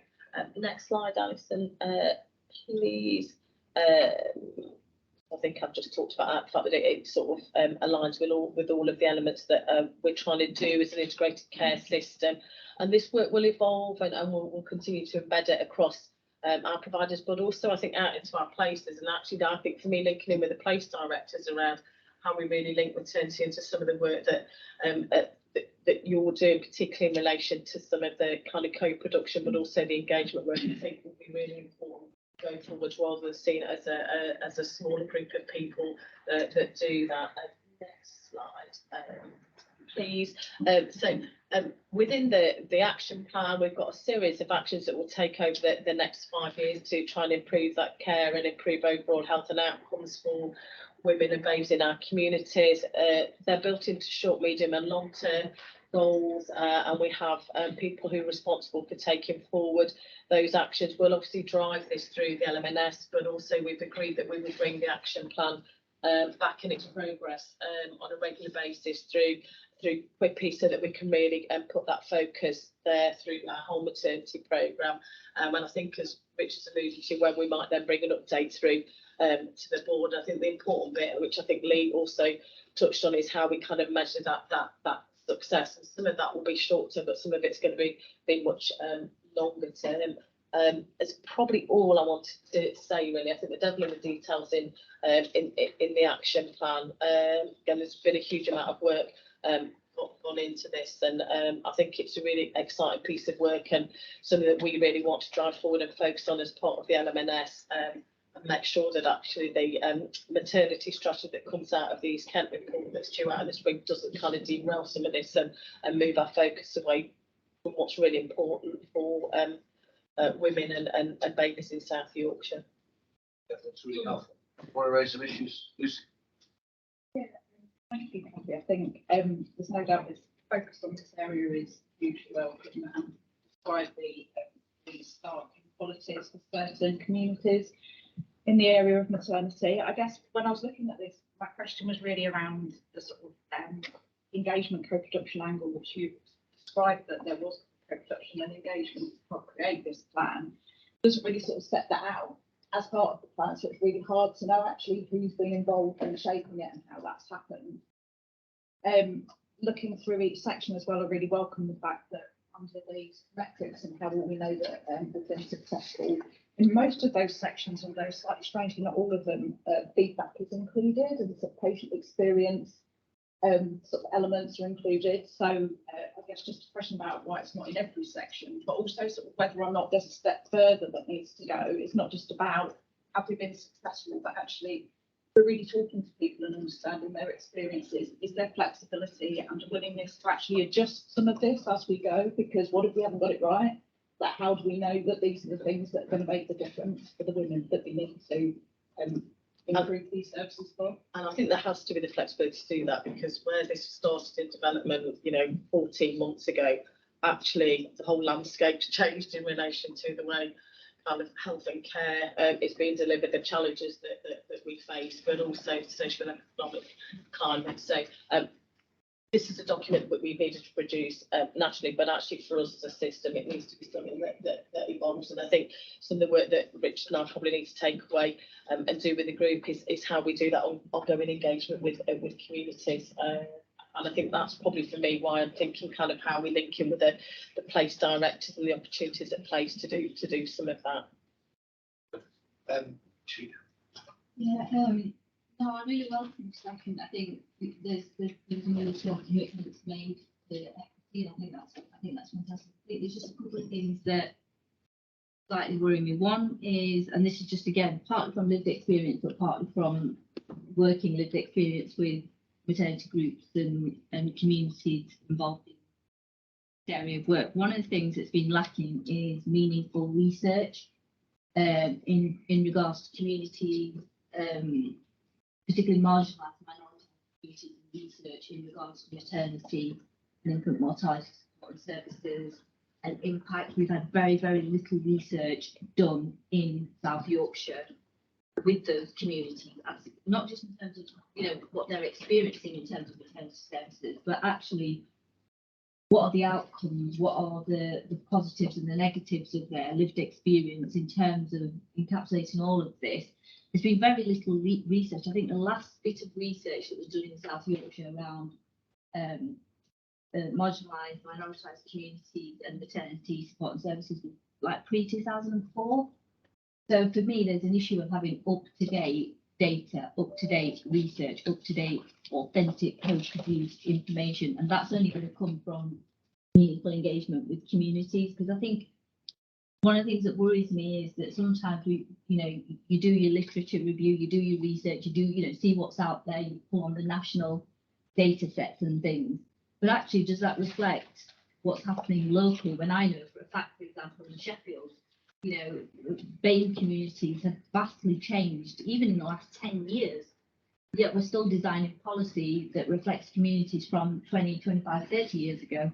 So for me, there's an element of up-to-date research that I think, I'm not saying I don't know how we fit it into this, but an element of learning and engagement that involves proper research that then we can refer back to. And then the only other thing I really wanted to touch on, and I worry about the way we use the term engagement. Because actually, if you talk about, for example, mental health in maternity services, prenatal and postnatal mental health, and it's particularly for minoritised communities and other communities as well, what do we actually mean by engagement? Because actually, for some of those people, it's never mind the engagement. It's about even having an awareness that that service is available to them. And never mind, what do you think of this service? For some of our communities, do you even know the service exists for you? And so I think there is something about us really clearly articulating when we use the term engagement, not just have it as an all-encompassing, here's the word engagement. What do we actually mean by that term? And what are we actually involved in that? And just articulating that a little bit clearer, because I think that's going to mean different things, different elements of our communities, how we then approach them. And thanks, Sheila. I think they're really good points. And I'll probably have a chat with David outside of this meeting around kind of the sort of leading research. I'm sure he probably wants to come in, but how we might pick some of that up. David, do you want to respond to that now? Yeah, because in June, the Accelerated Access Collaborative, one of the ambitions was to increase diversity, not just of participants, but staffing that undertakes research. And I was recently at Ardash, and they have got a really good example of where they are, engaging with populations that haven't traditionally been included. So thankfully, we've now got Sarah, who's our director of research. We've got our first shadow research strategy group ending this month. I think we'll see progress on that. That will be one of the ambitions. Now, there'll be specific projects that we need to link in with that, but that is one of the ones that we want to look at: increasing diversity, increasing scale, and increasing pace. So those are the three bits that we'll embed in our strategy. Well, thanks, Richard, and then it's just a general comment, because what I think these sort of documents do, so the perspective is they try to pull together a framework that people will be working to, but they don't negate or change organisation statutory or other responsibilities. So we would expect as an acute trust to be doing work in this arena anyway, irrespective of policy or framework or document, and we would expect to be doing that with our local communities, because there's an assumption that communities are the same, and you're clearly articulating that absolutely not. Therefore, we have to be minded on making sure that we don't forget to do the local work. So the local work is going to have greater impact on local services. And there are certainly big research projects going ahead. So the Born in Bradford research project, Doncaster's doing the Baby D project, which is an extension of every baby born in Doncaster is being followed up in the long term to see what the impact is, what the goods and bads, what the outcome are for those children. And that project kicked off last year, massive piece of work. And as I said, it engages with everybody who wishes to take part in the baby's born. So again, I don't think the document itself will just capture everything. I think it's going to have to refer back to some local challenges and issues and frameworks. But what it does is it sets the tone in terms of expectations, which is, I think, a positive thing. And historically, I think maternity voices have been the major group that we've engaged in and with in terms of services, again, locally and again, regionally. And I think what the people work we've got to do is make sure maternity voices locally represent the communities that they're serving, the guiders, because it's something that they are, but they live in may not be. I've got Lee and then I've got Will. Lee. It's a narrow point, but then a more generalised point about planning, really. I observe that funding will be required to support the delivery of the plan. I cannot recall in the allocation, but we wouldn't currently be primary my specialist of being what's hypotheticated in there for the LMS equity and quality action plan. So there is a question that I've got to pose about, is that held back as a sort of central funding that's going to arrive next year or not to fund this? But I think the more generalisable point I'd make on that, which is how we do planning for everything, is a bit more about, if there is that national funding availability, which I genuinely do not know, we're going to have to be really acute at critically approaching the incumbent cost of how we deploy resources in obstetrics more broadly to potentially find some headroom to do some of this work. Because on this issue, on a range of other issues, if we are not careful, we'll just get into victim mode going, well, we've received some national guidance, we've been asked to do something, but the money hasn't arrived, therefore we can't do it. So there is something about asking more open questions about the clinical value of prenatal, perinatal and postnatal assessment for all our obstetric services, and does that represent good value across the whole pathway from a health inequalities lens? So I need to check what money is or isn't available in the allocation, or is it held back for this? It's an area absolutely deserving of resource. But then there is a more broad challenge there about how do we challenge more broadly the incumbent cost of provision and the clinical value we're getting from that? Because if we're really going to dial on health inequalities, I wouldn't want to sit here and go, we can't do anything about continuity of care for the poorest bit that we serve, because it's all tied up in doing the incumbent things we already do. And I think we just got to be able to challenge that across not just maternity, but in a number of areas. Yeah, and I think it's really important for it. I mean, the continuity of care funding is already there, because that just we haven't had the workforce to deliver. I think when these plans were written nationally, there was and that's why I suppose I made the comment that the socio-economic climate has changed. But also in the papers that came out on the 23rd, there's a line in there around maternity services, and it's not clear what that means yet in relation to funding and what that'll be around. So I agree. We'll kind of need to relook at this through the LMS budget in the lens that you described.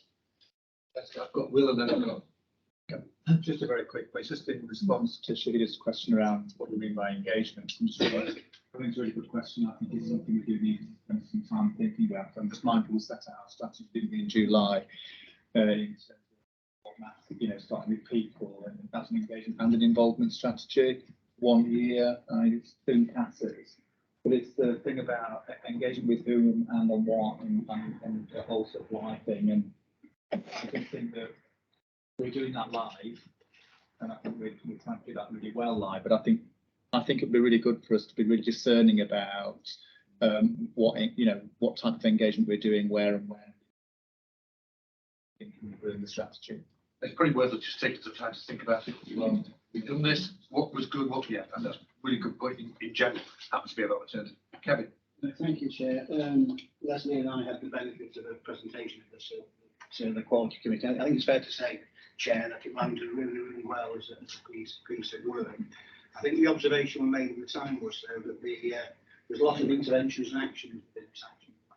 All absolutely the right thing to do. But I think on this occasion, hopefully, that we've been broken down to short, medium, and longer term, and not as specific as perhaps we may always want in an action plan. But it sort of begs the question about what might prevent us from making the progress that we clearly want to make. Thought funding was in the bag, but clearly Lee has to go away and validate that. But are there any other ways that would prevent us making the kind of progress?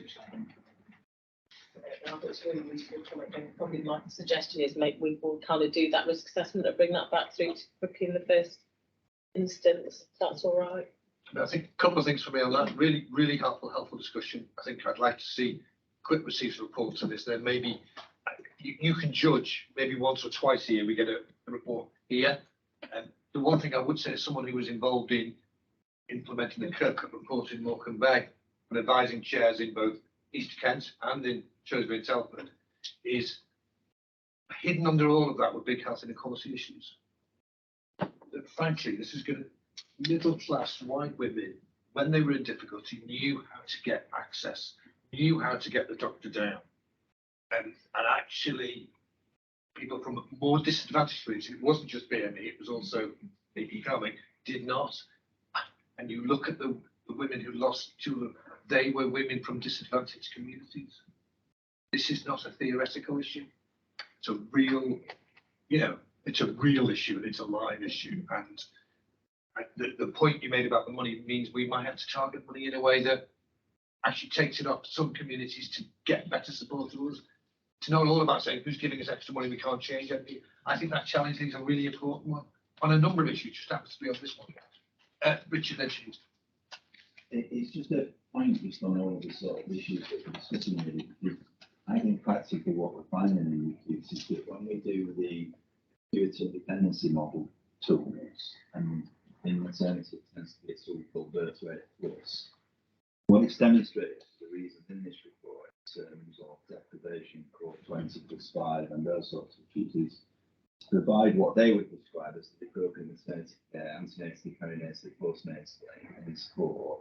The demand's increasing, so it seems to be increasing by about 10%. So if you assume that that is a good tool, and people do, and it tests, you've got a demand for an increased workforce of 10%, which is on top of the workforce challenges now.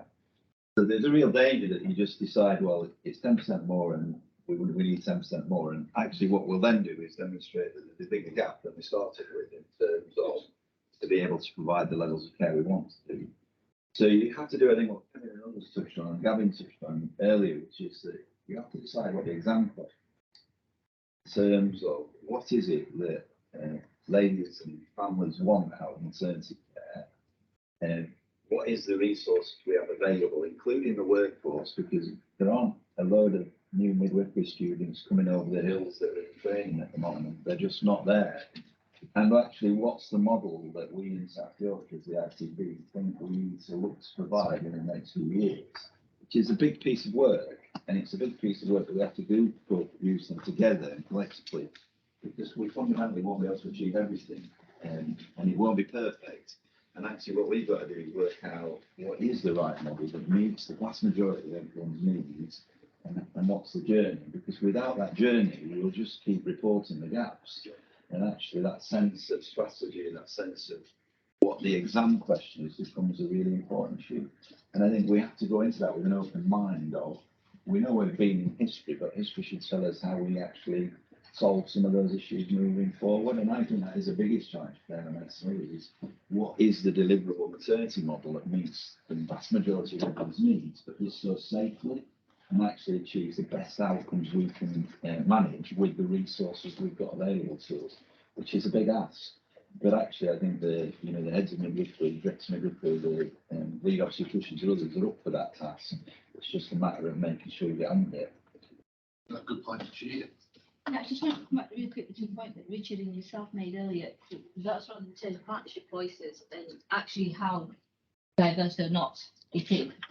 Okay, although it is becoming more, well, apparently becoming more diverse. However, the challenge I think for us is it's coming back to that kind of wider system approach. How are we challenging our partners and our stakeholders and the people that we're working with, whether it's in the private sector, whatever?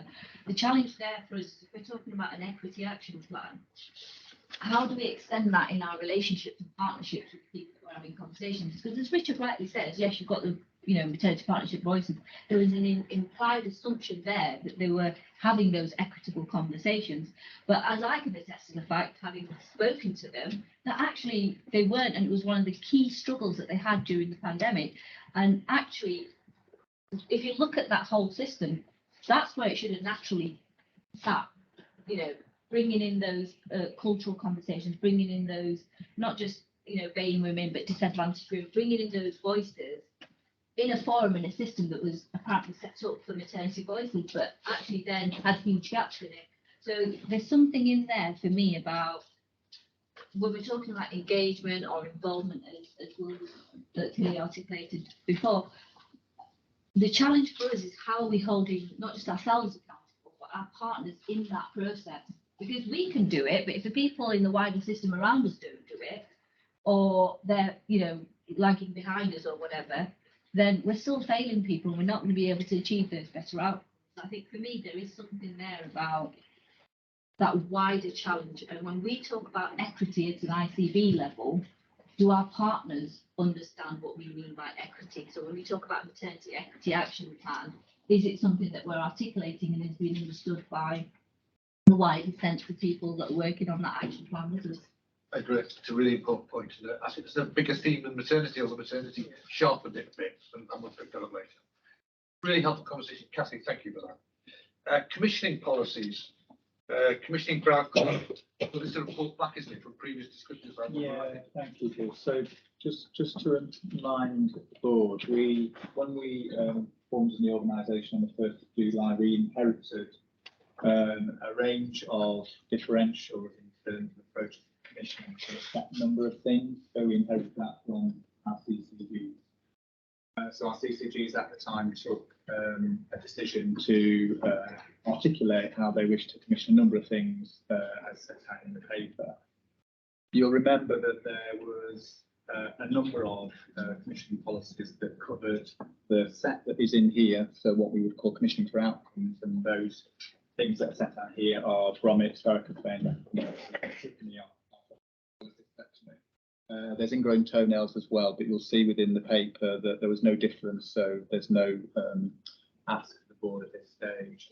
And then there is a second group which are still being considered, which includes a range of things, include fitness for surgery, IVF, etc. And a bit of an update in terms of where we are with those.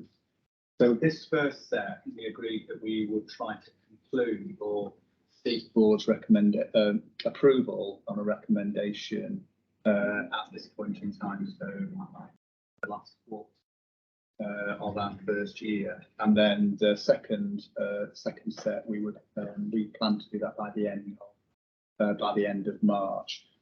So in terms of the ask of today, what we're wanting to consider and get support for is approval of the range of recommendations that are in this paper. And if I just summarise what they are, but before I do that, I just try and just link back to where the national system is on some of this. So these are policies where we either had a difference in evidence or difference in interpretation of evidence, difference in practice, and therefore local commissioners had to take a decision so that they were being really clear with about what their approach was. These were done over a period of time, over a number of years, and therefore predate some of what has now become national guidance, national policy done by NICE. I think at the time, not all NICE guidance hadn't reported on all of these range, but now we're in a position where we do have evidence-based information guidance for all of these.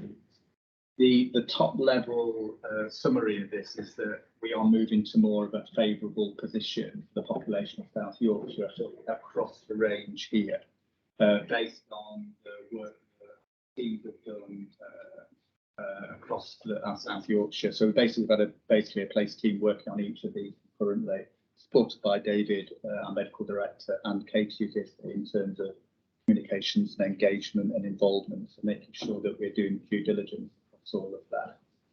So in terms of the major changes, they tend to link to where we've been had differential of restrictiveness, essentially whether that's gone further than the existing expanded guidance or where we've created more clarity around the commission policy. So you can see that mostly relates to age or BMI and or other. So we've added to the range of clarifications. So what we've actually moved to is the national guidance, which means for those areas which were CCGs now are part of our South Yorkshire ICB footprint, we're less restricted. So I'm trying to give you a sense of what that really means. It's less restricted. There is a bit of a caveat in there though, because one of those further policies that we need to still work through and have agreed to work through by the end of March is fitness for surgery. Within that, there is a particular restrictive criteria around BMI that may impact certainly on those elements here that are surgery, so and cholecystectomy as well for asymptomatic mild symptoms. So we do have to bear in mind that is a caveat in terms of the impact that it will technically have.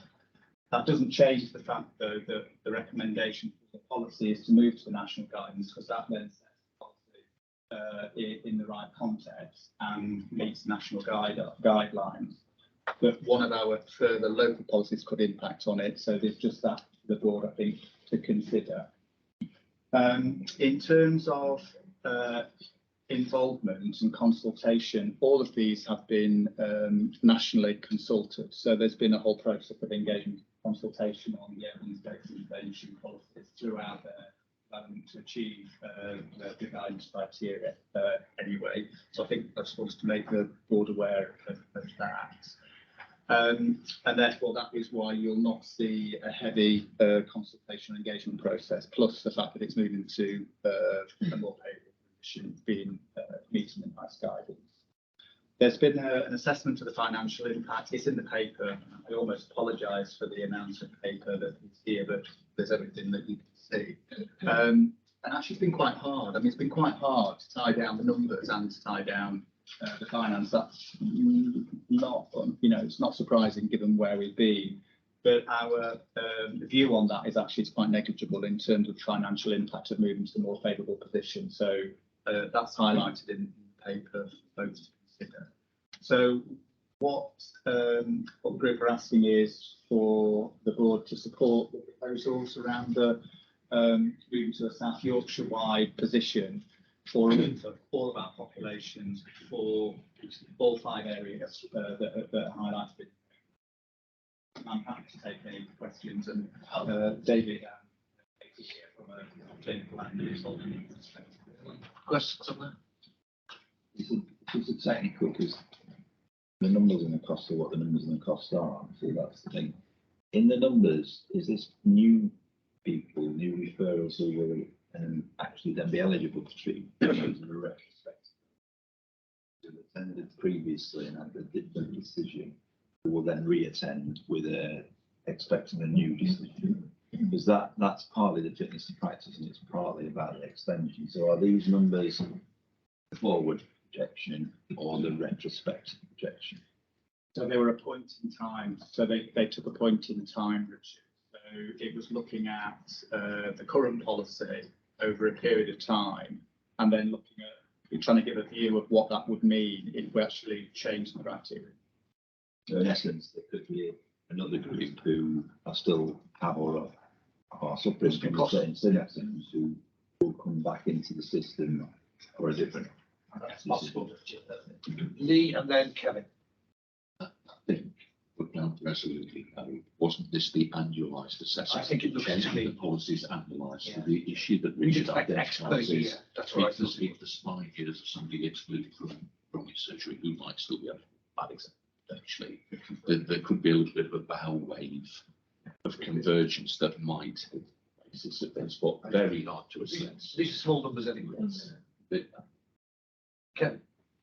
Thanks, Chair. Just the issue about engagement, just checking, just touching base on the paper does really echo what Will's indicated. It wasn't forced. We needed a full engagement exercise. I think it's depending upon the 2018 consultation. I think I accept that. The paper does make reference to the issues paper that was prepared, giving people the opportunity to input there. And just for completeness, did that bring anything to light? Because Katie, we did do an issue. Yeah, we did do an issue Slide, paper. We published on our website, but no, we've not had any feedback on the back of that. Following on from that, is the intention to take the same approach with the second phase? Because presumably we'll still be referring or depending upon any national. Well, I was going to say something different, Kevin, but it's the same question, which has struck me. This looks fairly straightforward, and frankly, it doesn't create an issue. It is conceivable, given what might be facing later, that we will require a very different approach in terms of talking to the public. I'm not prejudging that, but you only have to use the letters IVF to suggest to me this could get much more sensitive going forward. So I don't think we can assume.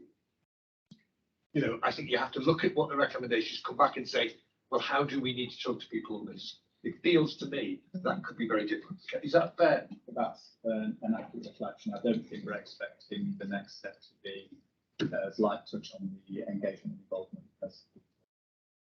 I just think that's the reason, you know, having been through these things. Yeah. So it might be the paper comes back and says, how do you want us to go and talk to people before we come back with the finalised, for instance? That makes sense. Well, thank you for that. We wait the next one with interest, but you know, if you want to delay it, I'm not bothered. Emergency preparedness, resilience and response.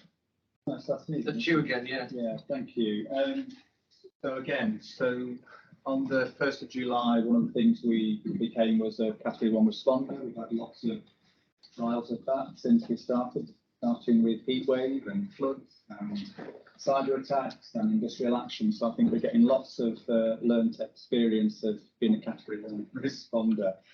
What this paper is really about, though, is one of the things that we do have to do is assure ourselves, assure the board that we are set up to be able to respond in and that's primarily what this paper is about. And you'll remember that I sought the board's permission to be able to submit to NHS England our initial assessment of our ability to do that in terms of how and where we meet the core standards that have been set for us nationally, pending the approval of that submission, and then sending this on to NHS England. We are, so what you'll see in this paper is an assessment of that. You'll see that we are partially compliant. Partially compliant is articulated as meeting 85% of the core standards. There's a summary of those in the paper so you can get a sense of what they cover. There's been an update to those core standards just recently. Many of our organisations, you'll see, are also partially compliant. That's not that they're not ready and prepared to be able to respond very well. In fact, some of our organisations do that day in, day out. But it's just a reflection that there has been a change in the core standards, and therefore that is where we are. We're not an outlier at all. In fact, as an organisation, the Empire fits really well with all ICBs, certainly in this part match. There are some ICBs that are non-compliant nationally, so it just gives you a sense. But it's as to your accountability officer, I'm reflecting the fact that I think it's a fair assessment. The approach that we took was officers do our own assessments initially. We peer reviewed that with other partners, other ICBs at Yorkshire. We didn't start off at that position. We've done quite a bit of work in our early months to try and really get to a better place. That's why you'll see we now sit, I guess, in the pack with other ICBs across our region.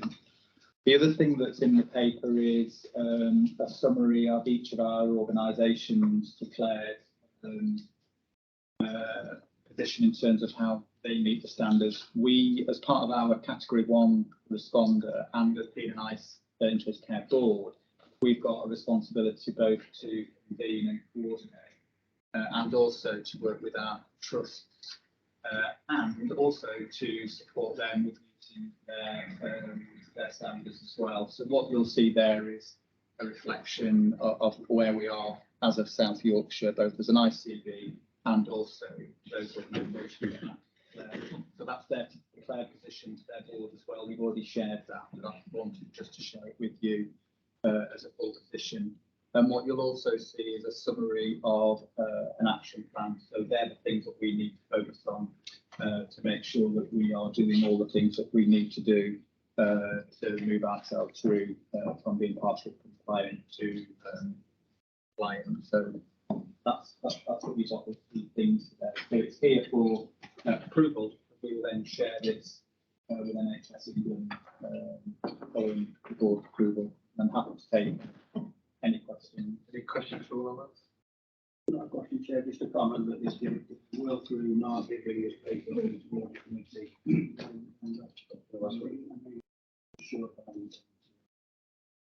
I think we'll talk about the balance of the executive reactions to respond to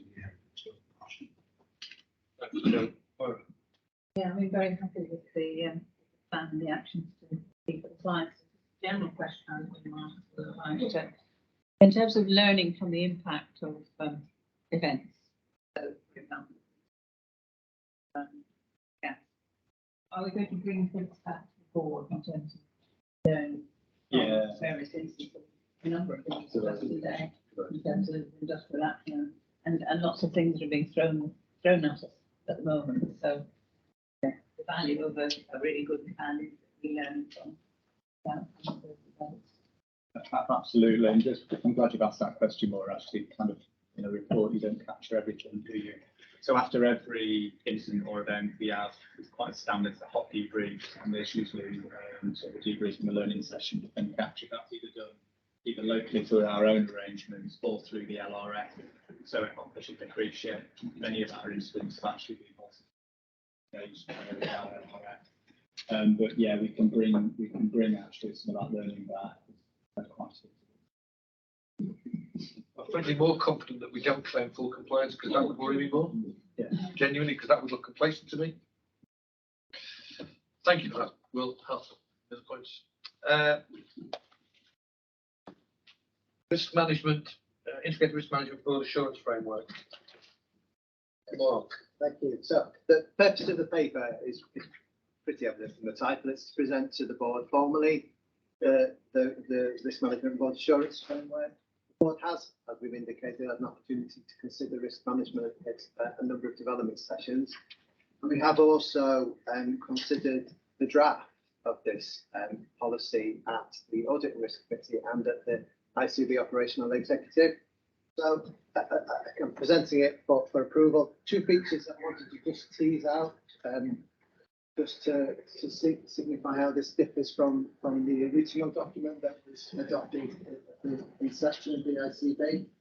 We've flexed it to include an opportunity to identify primary accountability for risks so that it goes beyond the things that the board is absolutely accountable for, but we've built the flexibility to partners have risks that are manifest within our system or places that we want to be cited on.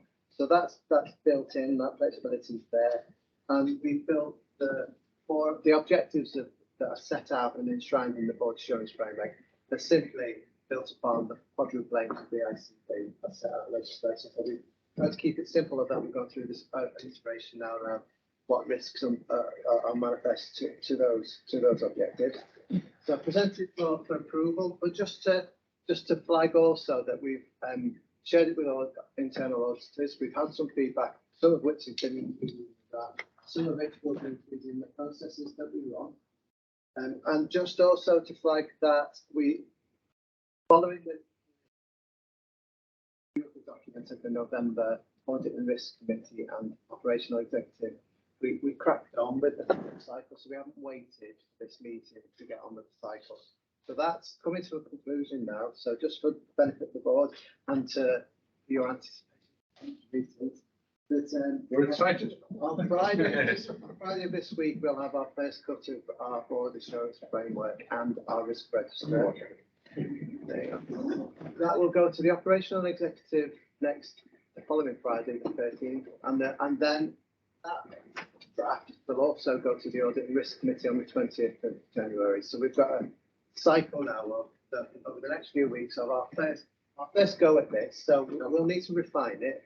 We're going to, in the first instance, run it on a monthly cycle, which everybody's aware of that, and we'll keep it under review. But there'll be an opportunity to have an informal discussion around it. We had a helpful informal discussion on a telephone call 2 weeks ago. Which I thought was good. They had no exec phone, really helpful. And I did just want to thank colleagues, and Alison Haig actually, who's here, who executed this programme of work for us, especially in the time of transition, which I'm really grateful for. So I just recommend that people come through that. Yeah, can I just say, monthly sounds overkill. If the board would agree with me on that. Okay, thank you very much. Thank you for that. We've got a short break now. You're behind time, which means I'm behind time. I apologise. Let's make this a 10-minute break. 10 minutes, not 15. 22, we start again. Okay, thank you very much.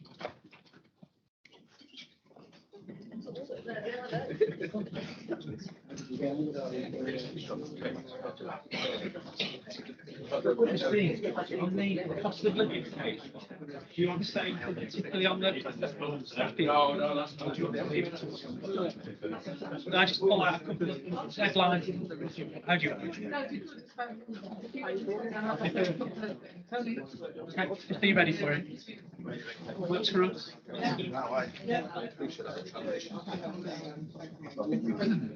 Held out.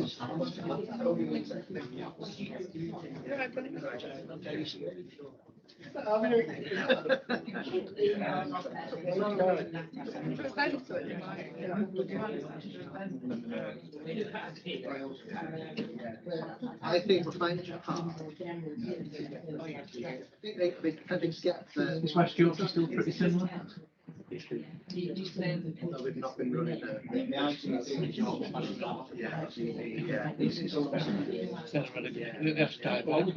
but then particularly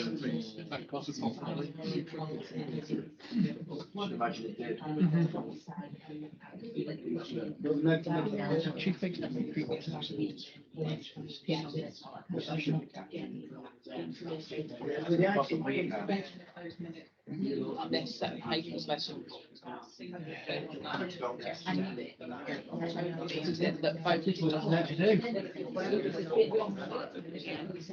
Interesting.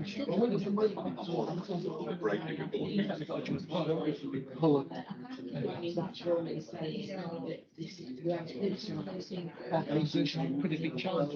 Yeah, it seems that we have to realize and that's the track. You ain't gonna track work.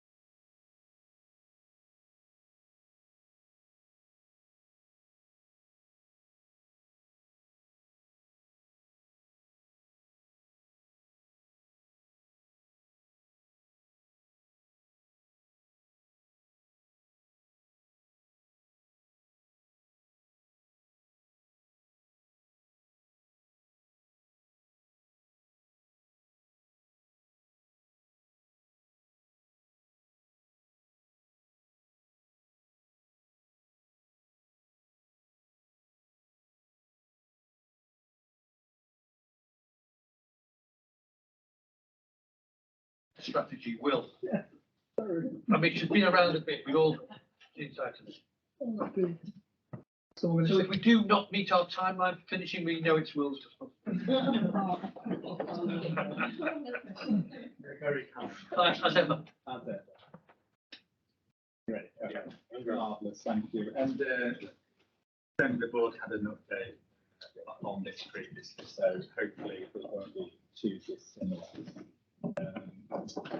What I thought would be really helpful, because we are, aren't we? It's actually part of the Internet partnership. I think that's really important context for this board to be really mindful of. I thought I'd cover three things based on that this morning. So one, a bit of a background, just to remind you of the context for both developing our integrated care strategy and the partnership. So actually, having some of that background is really important to help with understanding the actual document itself and the priorities and commitments that are in there. So it's a bit about the background. And then I thought Katie Davison is joining this morning, so Katie will cover the engagement and involvement piece as well. So I thought that's really important for this board to be assured around the approach that we've taken to that, notwithstanding the timeline that we had to do this, which was very, very challenging. And then I'll use the plan on the page to take you through what in essence is the main bit, really, I think, of the strategy. But of course, you've got the full document, so very happy to. I will go through the plan on the page, and also what I'll do is I'll just link it to the full plan. We've talked about that a little bit in terms of plan guidance. But the other guidance that was published at the same time was the forward plan guidance. That's just slightly shorter than plan guidance. So I'll do a bit of linking it into that if that sounds okay. So if someone could move me on a slide.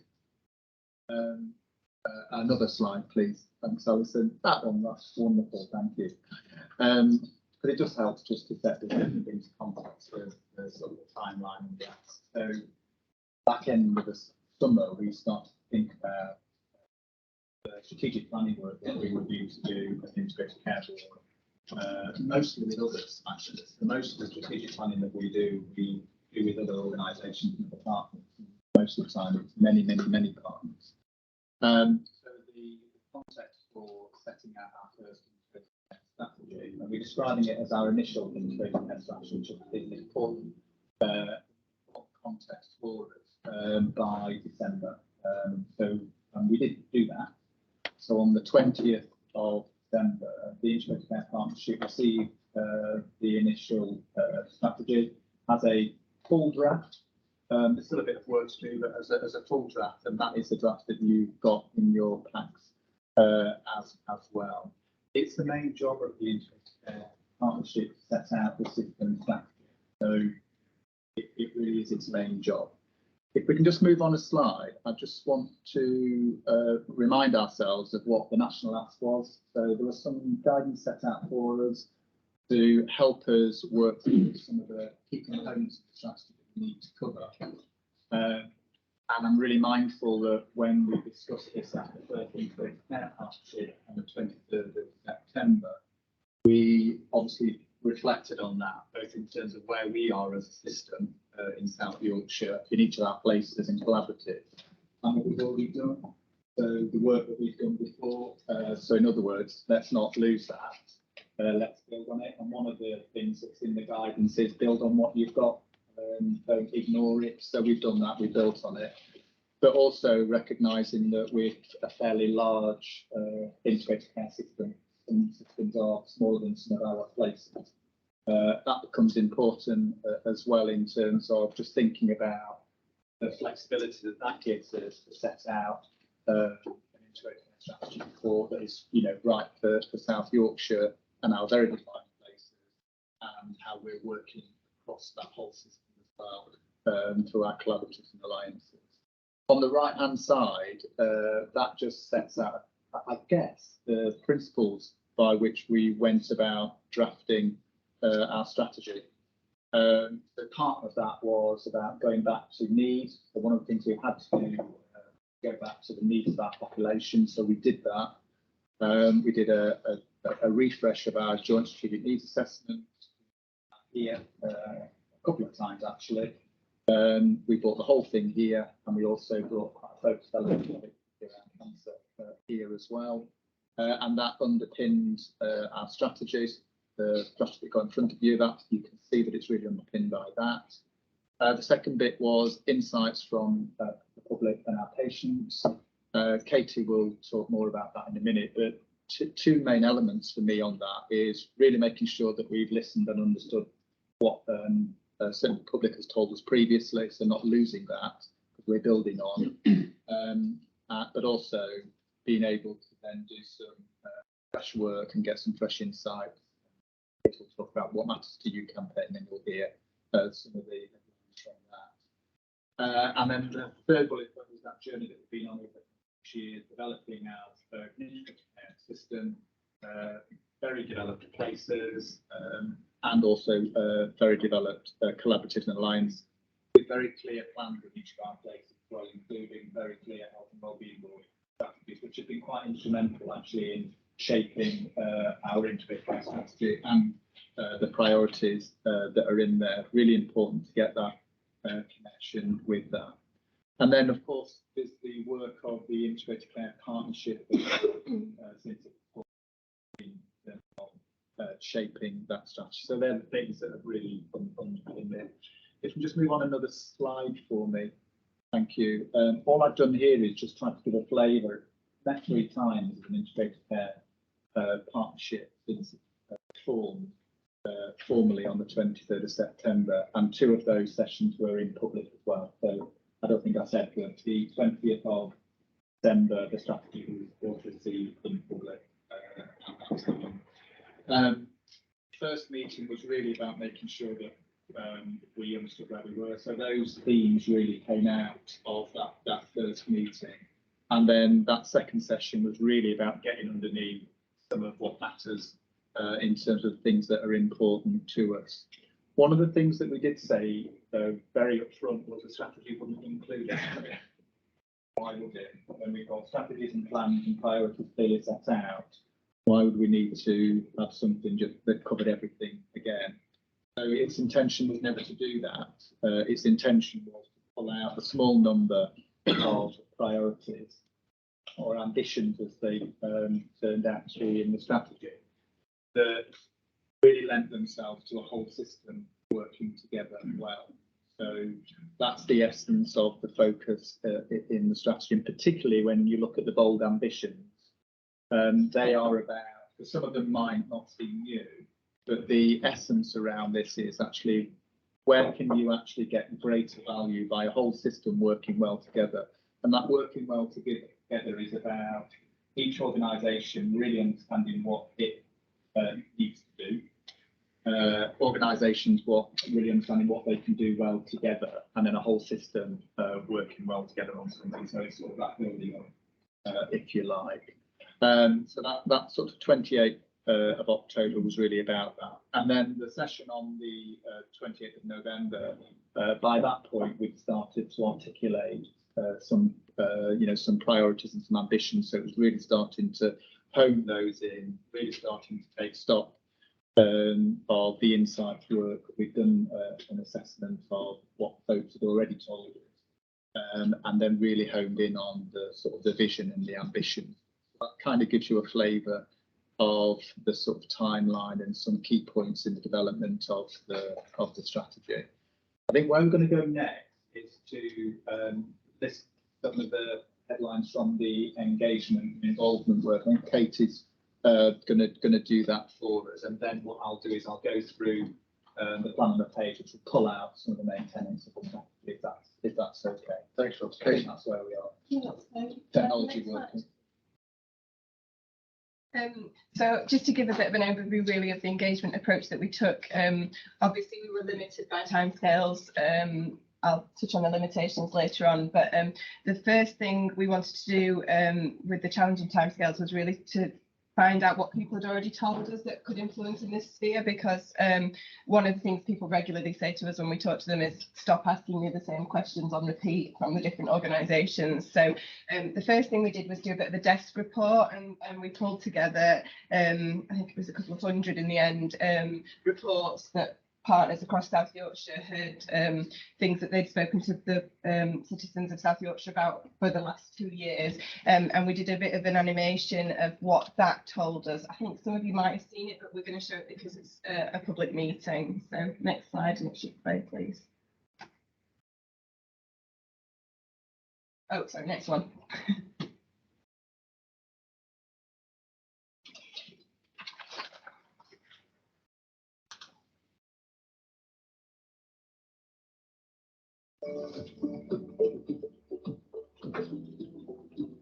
We want to make sure our work is informed by the views of people in South Yorkshire. We've spent lots of time over the last 2 years engaging with our communities. We've used conversations with the public and analysed hundreds of documents submitted by our partners to understand what people have already told us. The way I experience health and care is unique to me. I want to live a healthier life, but I need more support to do that. I don't know what I'm looking for when I'm supposed to be making sure I'm well. It just feels like there's nowhere to go now when I have concerns about my health care and well-being. Life is expensive. Health and well-being shouldn't be. Providing more in my local community will make everything easier for me. There isn't enough support for the people who care for me. One of the biggest barriers to better health and well-being is access to information about how to live healthily and support for living in ill health. Access to services is one of the most commonly mentioned concerns by patients and families, not least because it affects the quality of our patients' experience. Most people want to be in control of their own care and are frustrated by the barriers that prevent this. Please read the full report that was circulated with the papers if you haven't yet.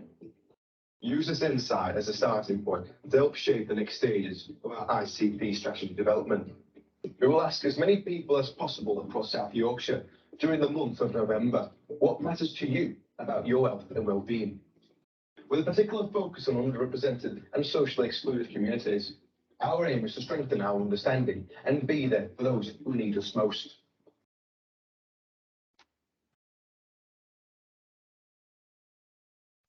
So as the video alludes to, we then went on to say, we've got a month, what can we do within that month? We took advice from Health Watch, we had the finished route for the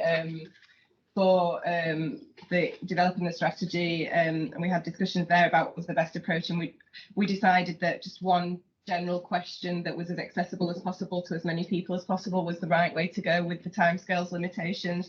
So we asked people what matters to them about their health and well-being. Next slide, please. So the main ways we did that, we ran a survey which we promoted heavily digitally. Health Watch ran a couple of Zoom focus groups for us. We took sort of a live approach to this. So weekly we were looking at what feedback we had coming in, who it was coming from, and then we were looking at what else we needed to do to try and extend our reach. So the social media advertising was something we did later on because we identified some of the communities we weren't reaching. Next slide, please.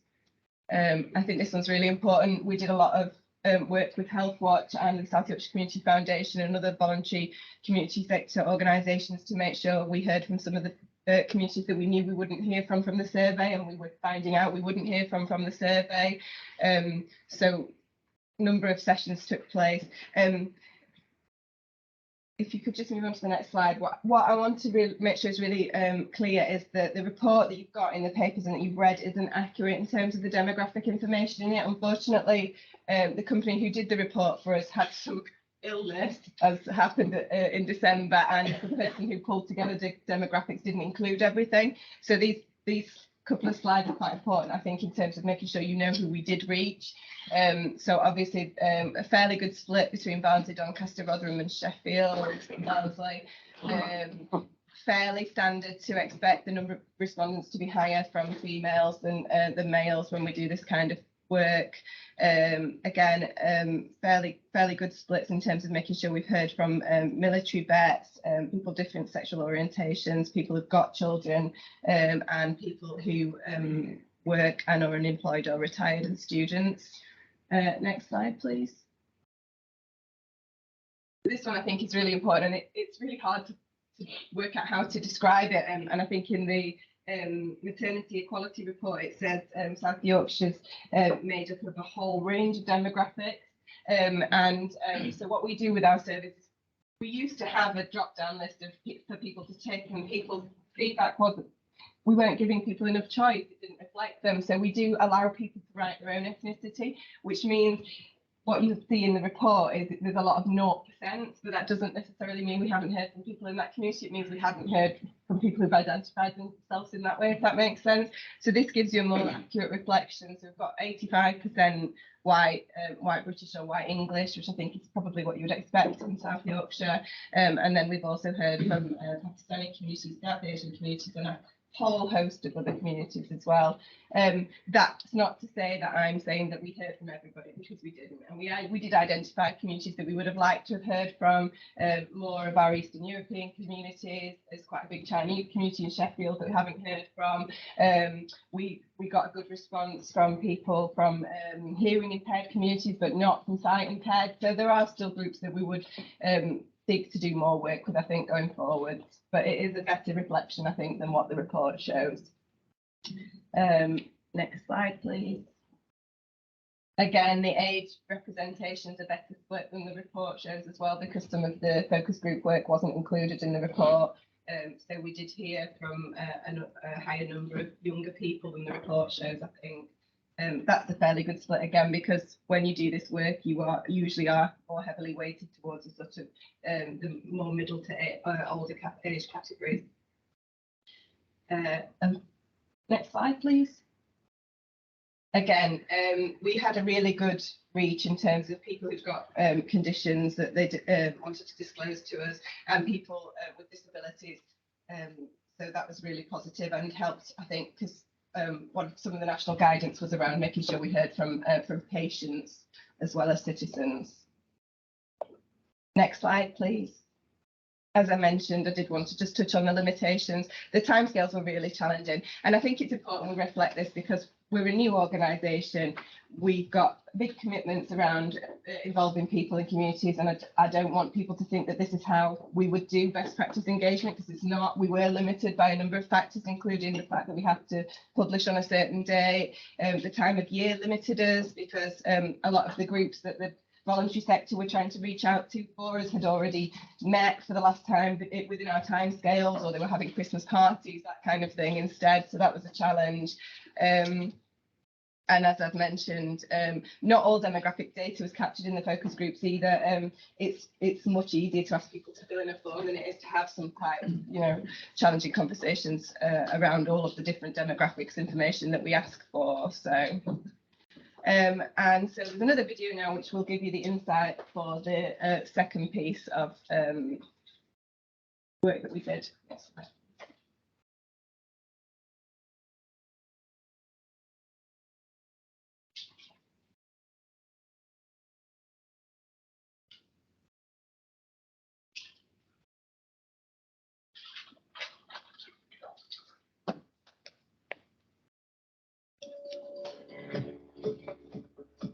Throughout November and December, we've been seeking the views of the people of South Yorkshire, asking a simple question. What matters to you about your health and well-being? Thanks to the collective work of our partners, our initial integrated care strategy has started to take shape. We would like to thank you for all your continued feedback and recognise the work of our partners in the voluntary sector for helping us gain deeper insights into seldom heard groups and people with lived experience. This is what people in South Yorkshire told us. Access to care was by far the most popular topic. The need to have good access to GP services was the most important. Equal access is just as important, getting rid of the postcode lottery. Care also needs to be affordable, particularly residential care. We need to make sure care is offered in convenient locations, reducing the difficulties and costs of transportation. Concerns around accessing social care for themselves or a loved one was also highlighted. The quality of care received is also a priority for many. People want to be confident they will receive a good standard of treatment when they need it, seeing the same health and care professionals when possible. The second major issue was around communication. Some patients felt that there were inadequate attempts to explain their condition to them or to keep them in the loop around ongoing treatment. Others felt they were not being listened to by healthcare professionals. There was a recognition that anxiety and depression were conditions that were increasing for individuals and their families. There's a need for better support, but also we need to help prevent these conditions in the first place. People also perceive that parity of esteem between mental and physical health conditions is not yet the case, with a lack of support in place for some mental health conditions. People want more advice and guidance on recognizing the signs and symptoms of long-term conditions, including cancer and dementia. People want more guidance on maintaining a healthier lifestyle and to improve or preserve good mental health. Maintaining a good work-life balance is important to many. Educating employers about the benefits of good work-life balance was identified as a need. There was a recognition that issues outside of the healthcare system can have a big impact on people's health and well-being. The biggest factor raised was the cost of living well. Things like accessing the gym or eating healthier foods are seen as being expensive. Other factors that were recognised included poor air quality, bad housing conditions, low-paid work, crime and antisocial behaviour, and loneliness. Some of the beneficial wider determinants of health included access to outdoor spaces and good public amenities, living in pleasant neighbourhoods and participating within the wider community. There were a number of comments relating to accountability in different forms, including involving patients in decisions relating to their own personal care, involving patients and public in decisions that affect the way that the NHS provides care, and the importance of having strong systems of governance with a role for patients and public scrutinising local decisions. We want you to help us share our strategy more widely as we continue to listen and adapt to what people are telling us. Help us to share the strategy more widely for final feedback by the 6th of January 2023. With your help, we can turn our strategies and plans into action and real change for the people of South Yorkshire. Just one more slide from me, which really just summarises the themes that have come out, which you'll probably be unsurprised to see are very similar to what came out of the desk research, but with the added affordability, which we would have expected because of the current cost of living crisis, and the desk research spanning back for the last 2 years, so this is more relevant. All I would finish by saying is that I would encourage you, if you've not looked at the report, there's about 40 pages, 60 pages, something like that, actual people's comments. If you do get a chance to scan read that gives you so much insight into what the people of South Yorkshire are really concerned about in terms of their health and care. I just think it's massively important that we're all cognizant of what is affecting people.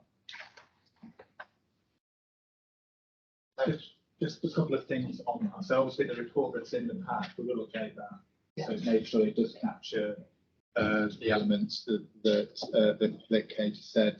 Another thing as well that's become clearer as we've kind of looked at the insights is actually really helpful. But in the same way that we did look back before we started the strategy, we've now got a strategy, and we're also going to be thinking about a forward plan for the NHS. That insight's really helpful to inform that. It's actually really good. As Katie said, actually, that one of the things that Lisa said as she was leaving was she was wanted to pass on that having the raw insights in the report. As opposed to summaries. Yeah, the phrases people use. Yeah, I agree. But I think it'll be really useful for informing our stage of planning. So it's just add that. I'm just going to summarise if that's all right. I am mindful of time here, so I would like to summarise on the page if that's okay. But before I do that, just a couple of things, because we started this meeting off, we were talking about actually how pressurised the day-to-day is and actually the pull on people, on our organisation. But actually, the thing that I didn't say is the engagement in this strategy was fantastic. You think about all the partners that came together to do this work in a very, very short space of time. They engaged wholeheartedly, even though it's a very, very pressurised system. And right up until the last point, where we've got planned industrial action the day after, the engagement in this and the focus was fantastic. So I just thought I should say that. I'm sure that someone can say at the end it's been known. And the other thing, there was a working group that worked quite tirelessly on this as well to help move it forward. And there are colleagues that are not in this room, but I think I should reference individually. So for me, that would be Marianne Hargreaves, who coordinated this work fantastically, but also Cardle from Barnsley Local Authority. Those two people, actually, I don't think we'd have got to a place without them. I should say that. But everybody who was involved in this did a tremendous job. If you could just move on to the next slide, Alison, that'd be brilliant. I just wanted to start with this, because actually this is the vision that the Integrated Care Partnership came up with in developing the strategy. It seems really simple, doesn't it, to see a sentence on a page, but actually there's quite a lot of thought and involvement went into this in terms of landing on this. And that word diverse actually created quite a lot of thought and discussion in that group. I do have, I know that when one of our members who really, gave a really strong argument for including diverse in that, really pushed it, because I think we were really sort of focused on communities and really focused on, it being about health and well-being and also mental and physical. But actually that diverse bit was quite thoughtful, I think, in all of those conversations. So I just wanted to pull that out. This is our vision. This is the vision that's in the strategy. It's for everyone in our diverse communities lives a happy, healthier life for longer. So when you look at the plan on the page, as we move to the next slide, please, Alison. So this is just taken out of the strategy. This is where I need to look at my screen because I can't read that. Obviously, it starts with our vision, but then we've got three goals, which are really important, I think, because this strategy is about, in many respects, it's about improving population health and reducing health inequalities, and particularly closing the gap of inequality that there is across South Yorkshire and within our community as well. So, that healthier and longer life is something we aspire to for all. So that's the purpose of the goal. And this whole plan does connect back to a dashboard that is being developed that really gives us something to be able to put context around some of the ambitions and how we might measure our success. So there is a detailed dashboard developing, some of which is known to us in terms of those measures. Some of it we've got to develop, but we don't know what the measures are. But there is the ambition for us to have a very clear dashboard. That fairer outcomes for all is really important, because that's the really strong piece around the inequalities as well, making sure that actually all of our communities have that fair access, fair outcome, and actually it's not as differential as it currently is. And then importantly, access to quality health and wellbeing and support and care. You'll see that in the insights work, access and quality was a really, really strong theme. In fact, I don't know why they kind of started with that might have been because we were in this space of big strategy, health and care, wider determinants, as opposed to the day-to-day of what was happening in our services. So it became a little bit stark. But I think one of the tests is making sure that we both have captured it well as a key theme within the strategy. But I think important for this board is making sure that that is listened to in the development of the forward plan as well.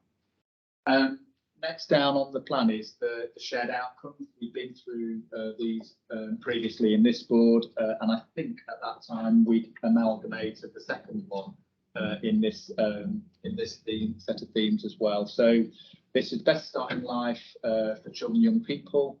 It's living healthier, longer lives and improved well-being for those with greatest need. Safe, strong, vibrant communities and people with the skills and resources they need to thrive. Those are our shared outcomes, and they connect really well with all of our health and wellbeing board strategies, and actually quite well with the health and care plans within each of our places as well. So there's a really good connect there in terms of our shared outcomes. Again, as part of the dashboard, there are a series of success measures or metrics that help us capture progress and whether we're actually making any difference as a whole system in these as well. The orange bit, which I think is, I think the mainstay really of the integrated care partnership, is where it thought it could add the most value as a whole system working together. So that's the whole system across health, social care and other, with a really strong feature from the voluntary sector as well within that. And one of the things that was really important as part of that ambition was to try and be a bit more specific about what we would do as an integrated care partnership working together. So what we've got here is a focus on development in early years, so that every child in South Yorkshire is school ready. So I was quite thoughtful, Kathy, when you were doing your piece around maternity, thinking about the huge connections that there are there in terms of being able to achieve that. I think very often we sort of read an ambition and we can focus in on it, but actually in terms of being able to really make a difference, it's about every bit of the system doing everything it can to achieve that. So really important in terms of maternity for an early start. The second ambition is to act differently together to strengthen and accelerate our focus on prevention and early detection and identification. So a really strong theme within the strategy around prevention, and we'll do lots of that. And there's a specific focus around smoking with an ambition around 5%. So obviously got some slides, I won't go through all of them, but there are some signal as to what we think is ambitious around some of these targets. So the first one is every child being school ready. The second one is really thinking about what can we do as a whole system around prevention, but prevention on smoking, because we know that is the thing that will have a significant impact almost immediately, but also longer term. And that prevention is thinking about it. So the acting different, really thinking about it in its broadest sense. So Emma will challenge me and say, well, it's not the smoking, actually. How, people are not even in a space where they can even think about stopping smoking. Well, actually, the partnership agrees. But that's not a reason not to do something about that. Third one is to work together to increase economic participation and support a fair, inclusive and sustainable economy. So a really, really big feature. So that is, that whole sense of actually working health and the interplay and one being good for another. So a really focused ambition around that. And then finally, in terms of the bold ambition, is to collaborate to value and support our entire workforce across healthcare, voluntary sector, carers, paid and unpaid. So that's everybody who we see as that whole workforce across health and care, and developing a diverse workforce that reflects our communities. And there's some really bold ambition specifics within that as well. So they're the bold ambitions that the ICP really wanted to galvanise around and start to really, put some detail around the what then. So that's one of the next steps, is what's the detail around the what and the how we're going to do that. And then the bottom line is some joint commitments, which were felt as being really, really important to enable achievement of any of this. Needed to have some bold commitments that we're going to do things differently. And so we've got bold, visible and collaborative leadership, identifying, recognising and tackling systemic discrimination, including the focus on anti-racism, reallocation of resources to where there is most need, joined up service delivery and support, listening and co-production with people and communities, and creating a culture of learning and innovation. So some really clear joint commitments, and there's clearly some work for us to do to really understand what we mean by that and be able to take some clear action as well. And the final bit of this, if that's okay, if you just move on to the next slide, is just a series of enabling plans, because in order to be able to take this work forward well requires us to have some plans that are quite cross-cutting. And therefore, some of this is already in development and some of it is quite a bit early stages, but just gives you a sense of some of the wider work that will need to be done to enable us to achieve the overarching strategy. So I'll just stop there if that's okay before I then just summarise the next steps, just in case any questions or clarifications. Yes, that's okay. Any questions on that before we go to next steps? Really helpful. So can I just move to the last slide, please? Alison, thank you. So clearly there's a bit of work to do, but obviously we've actually shared this strategy as an engagement document. So we obviously put it into the ICP public space on the 20th. It will be going to all of our health and wellbeing boards as well across January. So I'm just mindful that we talked about the 6th of January for final feedback. But in actual fact, what that's allowing us to do is then get to a document that we've then been able to incorporate all of the insights from what we've done. We've got the initial feedback from all our stakeholders. We took it to our system leadership executive as well in December and shared it with partner organisations. But what we'll have then is a final document really that can then go to our wellbeing boards for their final comments over the course of January. Now, I think that just tips over into the beginning of February, just to make folks aware. We've got a next meeting of the ICP on the 24th of January, which all of that will go to, and we'll then have a draft of our launch strategy.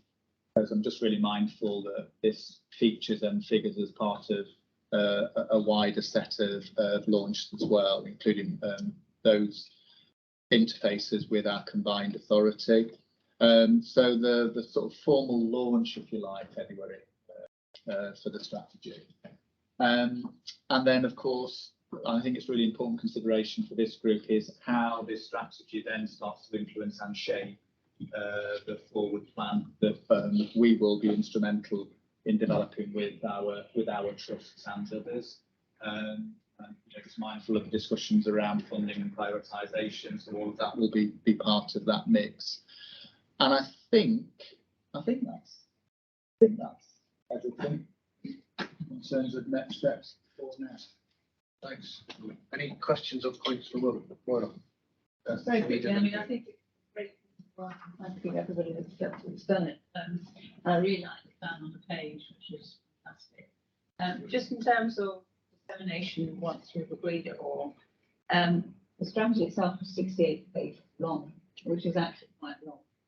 And I'm just wondering if there can be in the middle something around less than 20 pages that actually is a bit more accessible for everybody. As well, I mean, the plan page is great. That's point well made. Do you want to respond? Yes, please. Well, can I just ask got something? So yes, there is. There is a plan to have a range of versions of this, so that actually we can communicate it to all important stakeholders. I anticipate that the actual full strategy itself will be shorter by the time it's been summarised and we've actually done the sort of final iteration for anyway, but there will be a short version definitely, but also thinking about how we can disseminate this in other ways as well, and also thinking about other ways.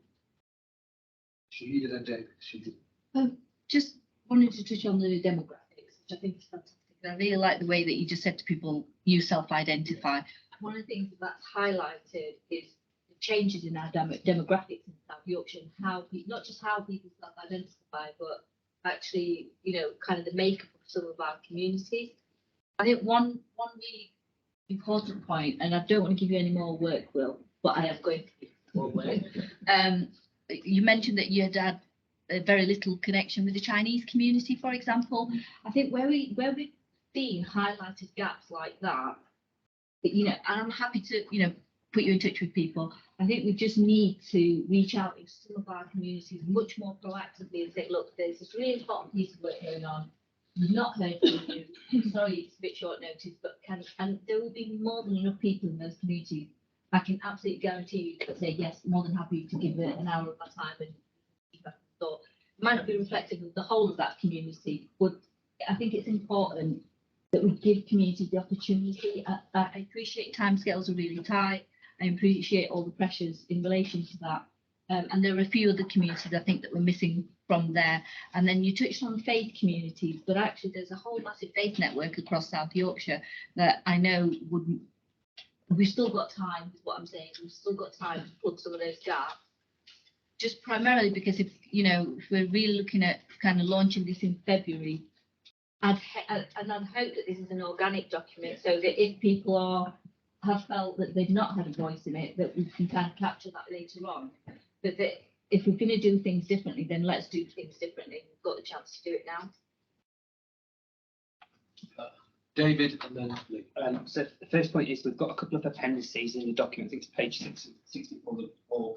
They're not working at the moment, so the population health needs assessment and the outcome framework, but the team are aware of it, so that's a fix. So you won't see them. But the key to the outcome framework is that's how we're going to measure the impact of this. Actually, what we're going to do. So I wanted to make that point. Second point I wanted to make, and I wish I'd made it at the time at the ICP, is we got into a bit of a discussion, particularly prompted about one of the joint commitments about identifying, recognising, tackling systemic discrimination, including focus on anti-racism. And it troubled me that I didn't say anything then, so I wanted to share it now because I have shared it with Health Watch. I think at our inaugural meeting, we had a public question that was posed to the committee, and yourself, Liz, and the mayor combined, the mayor himself responded to that. And so I felt it's very important that remains, that commitment to anti-racism, because although it was highlighted, there are other protected characteristics, they're not the same. And I think because of that comment that was made at that first meeting, I feel strongly and I wanted to share that because I didn't do that at the OCP, but I wish I had. And so I'm glad that's remained. Good. Lee. I guess in terms of the next step, I think this works great. For the avoidance of doubt, I think it's in really good shape. I think there's something for us to think through about when we are developing those enabling plans. How do we demonstrate the delivery of those joint commitments? I think it's quite a useful question for us to hold today. And so I think there's a bit of how would I evidence in terms of the finance and estates plan how I've demonstrated and delivered those joint commitments for working differently as an integrated care board, working through the ICP. So I think that's quite a good takeaway question for us, because I think if we're not careful, we'll get sucked into the whirligig of doing something very NHS-centric in terms of operational planning. And we probably need to hold that thought of how do we engage really deeply and well through those joint commitments to the development. And that's discipline we all need to go through and recognise. There's also something for me you said earlier. There's a danger that what we do is we say, I know this is the health inequality money, what we do with it, rather than the whole of our spend on the same maternity and actually making it more reflective of the needs in our community. Because we should be doing some of that, shouldn't we? Not just a little bit on the side, which is often how we do it. Ben. Thanks, Chris. Yeah, I think firstly, just say what a good piece of work it is, and the engagement and the stuff that's gone into it's really good, and what's coming out, I think, reflects what we need in South Yorkshire. And then the other bit to comment on this slide, I think there's integrated care boards on there for health and wellbeing boards meeting to discuss this should be on there. Just CP is for all councils and this group, not just an NHS body. And similarly, in the last bullet point, developing delivery plans, I think there is a need that we reflect that health and wellbeing board plans also need to be reflecting contribution to delivery of that South Yorkshire strategy. Just so this board's purpose, we're putting pressure on the councils that they're doing their bit in this. I think it's a system plan, not just an NHS plan. The key thing about this to make sure we're reflecting on our language and I just wanted to pick up on the subject of the engagement. So I don't want to detract from the amount of work that's gone into this, because I know an enormous amount of work has gone into it, and it's been such a challenging timescale. But I think just to go back to what Katie said about just recognising that actually it was a good bit of work for the timescale that we had. But I think as a board, we kind of need to think about the fact actually, if you look at the numbers and the diversity of who we've heard from, it isn't good enough for a standard bit of work. So that sounds really negative, and I don't mean it in an entirely negative way to recognise the limited factors, but I think we just need to understand that actually this isn't what you'd want for a sort of strategy of this scale and this importance. In an ideal world, it's probably as good as you were going to get in this time scale, but I think that it being an organic document and recognising initially that there are still gaps that need filling. We as Health Watch would want to do more in the time scale. So I guess we're left with a sort of sense of, oh, it was slightly frustrating not being able to do enough, and just need to bring that sort of reality. Wendy? It's a great piece of work, collaborative piece of work. I just wanted to build on the point that Ben raised there. I mean, this is a product really, yes, it goes into Health and Wellbeing Board. It really should go into each of the places, cabinet systems, and it should really go as a key policy into full councils within each of the 4 places. And I think we need to make sure that, because that's the route where all politicians, all members and councils will see and have an opportunity to have a conversation about it. And I think Ben's point is really important. This is not just the local authorities saying to us, what are you doing? It's us saying to each other, including the local authorities, what are we doing together?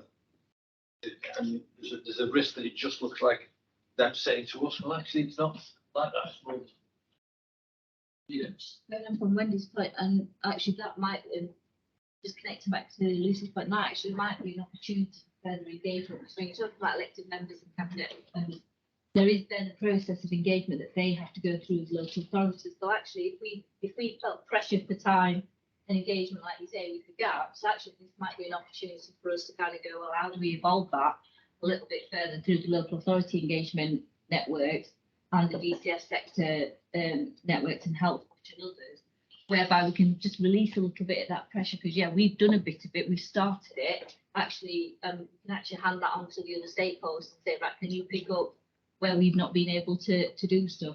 I think we also may have a bit of an issue, because from an elected members and cabinet members perspective, obviously there is that caveat there that they'll, as representatives of their community, they're going to want to demonstrate engagement. So that possibly, there's a risk, there's a possible good opportunity there. Damien, I think I see your face again. I'll take that as a positive then, Chair. No, that's exactly what I meant. Just to support the comments from Wendy and Emma, I mean, I know you've met with the chairs of the Health and Wellbeing Board group, and obviously that was whilst the strategy's in draft. They are a statutory body, and ordinarily I think it would go to them and also to Cabinet for endorsement. So the time frame for doing that, given that usually it requires a forward plan period of 28 days, means that each of the authorities, if we're going to get it done in time for the February deadline, would have to use an exclusion procedure, like we have a Rule 16 decision making. So I think it would be helpful just to sort of take away, and I'm happy to do that on behalf of the board, to see what the most expeditious way of doing that without putting back the formal launch date is. That's really helpful, Damien, and we will pick you up on that. Thank you. Anything else? Can I make a final comment? Because I just think it's important. So when this was presented to the Interest Partnership, our chair of the partnership, Oliver Copper, didn't I think make a point about the commitment of that partnership to the strategy, appreciating that so there's some further work to do, but I just think it's important that this board recognises that, because we are a member of it, aren't we? But in terms of just being committed, I think there was an element of there's some fairly ambitious stuff in there, particularly around being able to make some change around health inequalities. I think one of the reflections early on in the discussions of the ICP was actually how much we have or haven't been able to make a difference around some of those things over previous years. And therefore, in committing to some fairly ambitious targets does require the commitment of all organisations across South Yorkshire. And I think Ollie was echoing that in that partnership, and therefore, I guess echoing that to us as an integrated care board, and indeed to every other member, including all our local authorities, and each elected member of our Health and Wellbeing Boards is a member of the ICP as well. in that sense. So I just thought it was important to reflect that to the board. Thank you very much. Helpful discussion. Can I actually thank you, Will? I mean, look, you rightly thanked Mariana and Kathy, who were great. I saw that in action. But this work was led by you, and I'm personally very grateful for the effort you put in.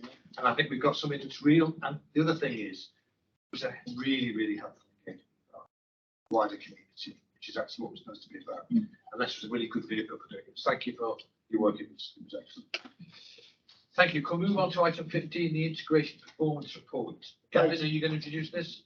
Thanks, Piers. So, I'm just conscious of time. So, what I'm going to propose is rather than go through every section, I think open it up for questions. The only thing I would quite like to do, though, because we are required as a board to receive the UEC assurance framework. So it's kind of where are we in terms of our UEC planning for winter, and we touched on that earlier. So I will hand over to David to do that. I think the final thing I wanted to say is this report, I think, is a quantum leap from the IPR that we've had at previous meetings. So it's just to thank Kieran, I suspect your team and many other colleagues have been part of pulling this together, but it's much more accessible. It's a good read, and I think it's kind of easier to handle. So if that's okay with you. Yeah, it's great. But can I just reiterate, this is much better, Kieran. Thank you for your efforts, and that feels great.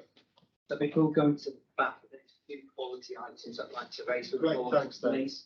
And they come as about of some recent media coverage that we've had on South Yorkshire.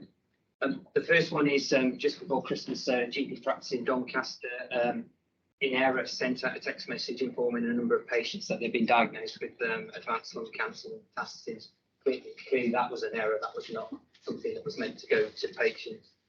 This was soon followed up by a different message saying it was an error and that the intention was to wish people a Merry Christmas. But I think we have to acknowledge as a board that the anxiety that will have caused those individuals receiving that. This is not how we would ever communicate that sort of information out to individuals. I've spoken with the Doncaster Place teams, Anthony, you'll be well aware of this, and they are liaising with the practice just to find out where was the human error, how did this come about, and obviously to try and ensure that the processes are put in place to prevent it from happening again. I think we need to acknowledge as a board that has happened, and as I said, it's quite far-reaching, the media coverage of that. You thought anything else? No, nothing to add to that really. About is working with the practice, make sure what their fail-safe systems are, and to make sure that this can't happen again, and then take any learning from that to the other practices across Doncaster and South Yorkshire if necessary. But just to answer the apologies there on behalf of that practice. The second item, unfortunately, is not good news either. People will recall that sadly we had a death of a young child who was a resident in Rotherham back in November of this year. As a result of that, South Yorkshire Integrated Care Board and working with NHS England regional team have commissioned an independent review, and that's under the Appendix 3 of the Serious Incident Framework. That review will focus on the care and treatment of Yusuf Mahmoud Azir, who was only 5 at that time. There was a start-off meeting yesterday that I attended on behalf of the ICB, and there's a commitment to complete that process in a prompt and timely manner, and to publish the report and conclusions, and I'll present that, bring that back to the board. I think on behalf of the board, I express our condolences to Yusuf's family at this difficult time. If we mind putting the slides up, please, Alison, they've come up there. The performance report is great. Unfortunately, the Excel document that's gone in there is quite small, so you have to expand it to see that. But hopefully the slides will help us take this through. So a bit of background. So we received some guidance document called Next Steps for Urgent and Emergency Care Letter and Framework in the autumn time, and there was a requirement to have a winter board assurance framework. So the work so far has been overseen by the Urgent Emergency Care Alliance Board, which I'm executive responsibility, and we have Rick Wilkins, who's the SRO, who leads that and chairs that from the acute trust side. The framework itself, both the initial baseline and our latest the submission at last, has been to the Quality Performance Patient Involvement and Experience Committee, and I'll pick up some of the feedback there. It's enacted through our 4-place urgent emergency care delivery boards. So they're the mechanism that we, we implement this, and there's a requirement for this to be returned to NHS England on a monthly basis. So we move on to the next slide, please. So the first tab in the pack highlights the additional beds through the demand and capacity, which predated this. So we received equivalent to about £5.8 million for a number of schemes to free up the hospital beds. So you'll see there's some duplication, there's some overlap, and there's some additional schemes that we've picked up from there. So from the perspective of feeding back to the board, we're on track with the implementing of that. So we have provided a number of additional beds, which are equivalent beds by introducing those schemes. So they're on the right-hand side. The second tab on the spreadsheet shows how many beds, in essence, that would give us over the winter. But I think it's important to say that currently, and Richard, you'll vouch for this, is that our bed occupancy is higher than we would ordinarily want it to be because of the demands and pressures that Gavin highlighted from the start. So move us on to the next slide, please. So we've got 2 slides that really summarise the actions. It's quite a big document because there's actually 50 actions within this. So I think one of the reflections that we had back from the Quality Performance Patient Involvement and Experience Committee was we've got to prioritise this because you cannot do this all at once. And then that's the approach we've certainly taken on this. But you can put them into 3 broad areas. So the sort of out of hospital options as alternatives to attending accident emergency departments.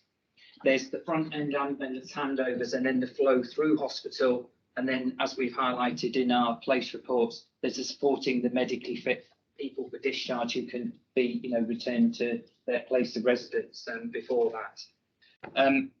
But it also captured, you'll see the bullet points in the middle, it does capture elective recovery and diagnostics, so we don't lose the focus that alongside responding to unplanned care, we need to, obviously recover from our, the COVID impacts on our planned care as well.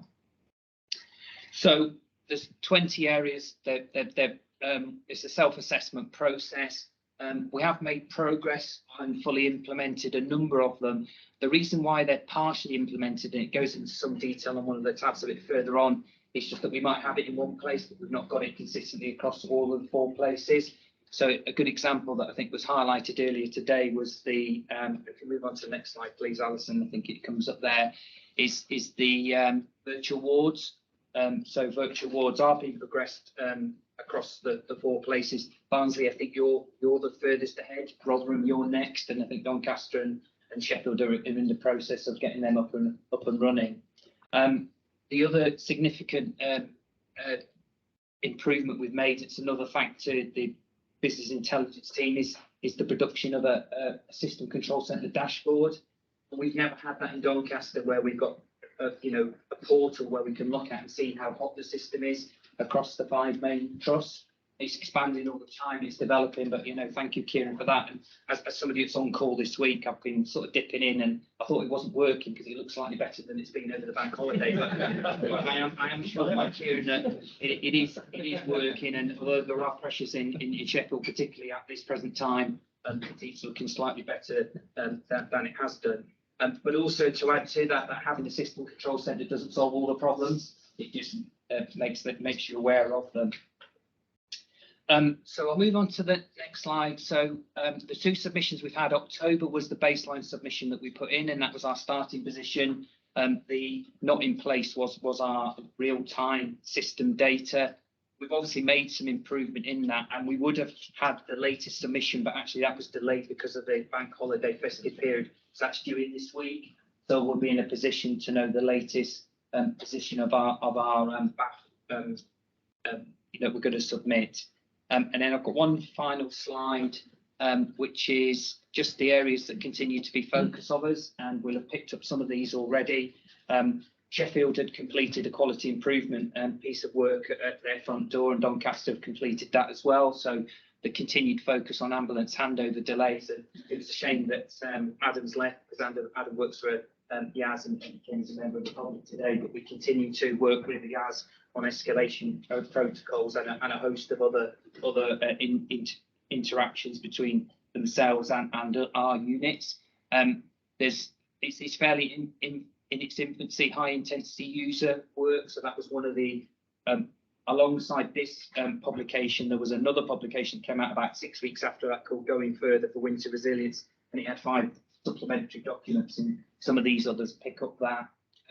Frailty services, virtual wards, acute respiratory infection hubs. We've heard that we've had a real hike in respiratory syncytial virus, influenza, group A strep, COVID coming back. So, you know, Kev Smith, the Director of Public Health, sort of described that as a bit of a pancake. We've had all of it at once, and we've had it earlier than we'd normally see.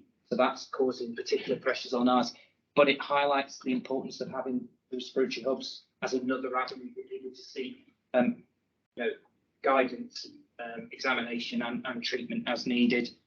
We've picked up discharges already. I think that I've counted about 4 different discharge schemes that are now in place. So there's something about actually what we take away through the Urgent Emergency Care Board is bringing that together, because one focus to get people home as quickly as they could. And alongside that, Wendy's highlight the discharge challenge for mental health, which started as when. So I think what I'm saying is there's a huge amount of work here in urgent emergency care, and I think, you know, we've described about throwing the kitchen sink at it and getting another kitchen to throw it as well. But I think what the feedback we've had so far from the delivery group and the Quickly group is that we really need to prioritise where we're going to get the most impact, and that's what we're doing.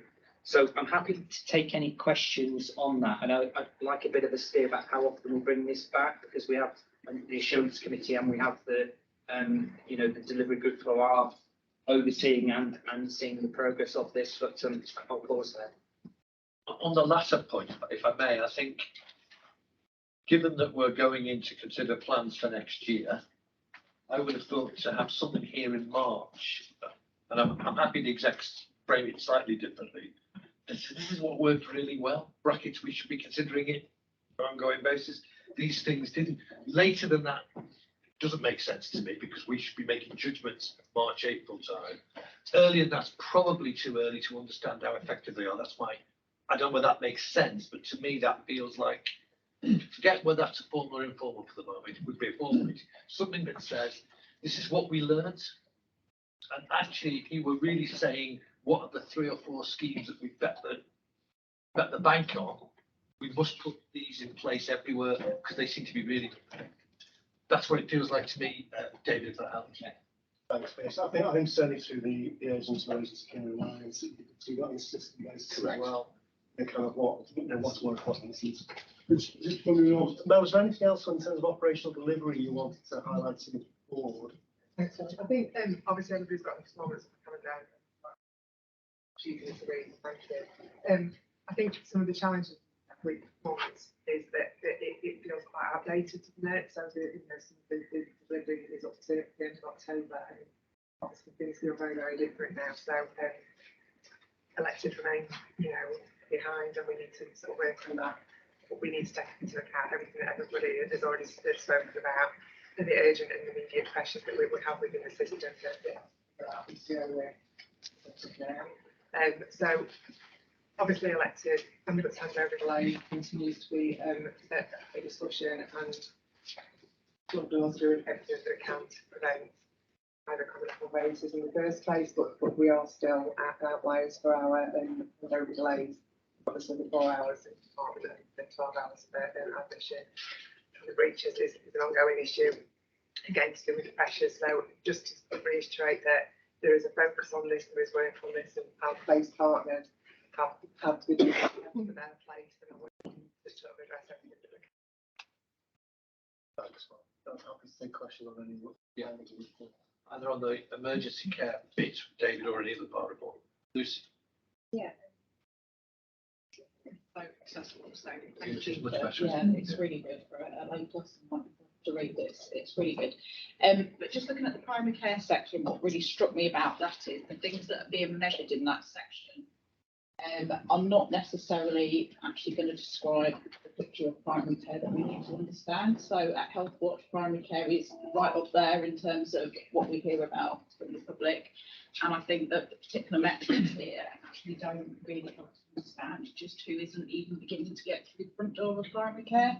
And because that's a very hard thing to measure and to try and understand, but just so that we don't get distracted by these numbers and forget about that bit of the picture. That's what Anthony then. Yeah, they are very crude measures, Lucy, and it's the first sort of tranche that we've had in this report because it's been on the back of some nationally released data. There's all sorts of things that are not included in that, including, I think, you touched on the most important point is how can I get through, how long does it take me to get through to my GP practice in the first place? So we are looking at this, Kieran, aren't we, with teams across each of our places to say how we can be a lot more sophisticated in our intelligence around primary care, and then how we can actually use that for action. So it's a work in progress. You are right. When we were at the ICP, I think I was standing next to Caroline from Barnsley, who said to me, "You talk about all this piece. All my constituents tell to me is getting through GT." And you know, and she was all into the health inequality, but she said it's the only thing they told me about, and that kind of was I think sobering. Kevin. Thank you, Chair. It's actually building on the same thing, because I welcome the step change improvements and we now got information and less data.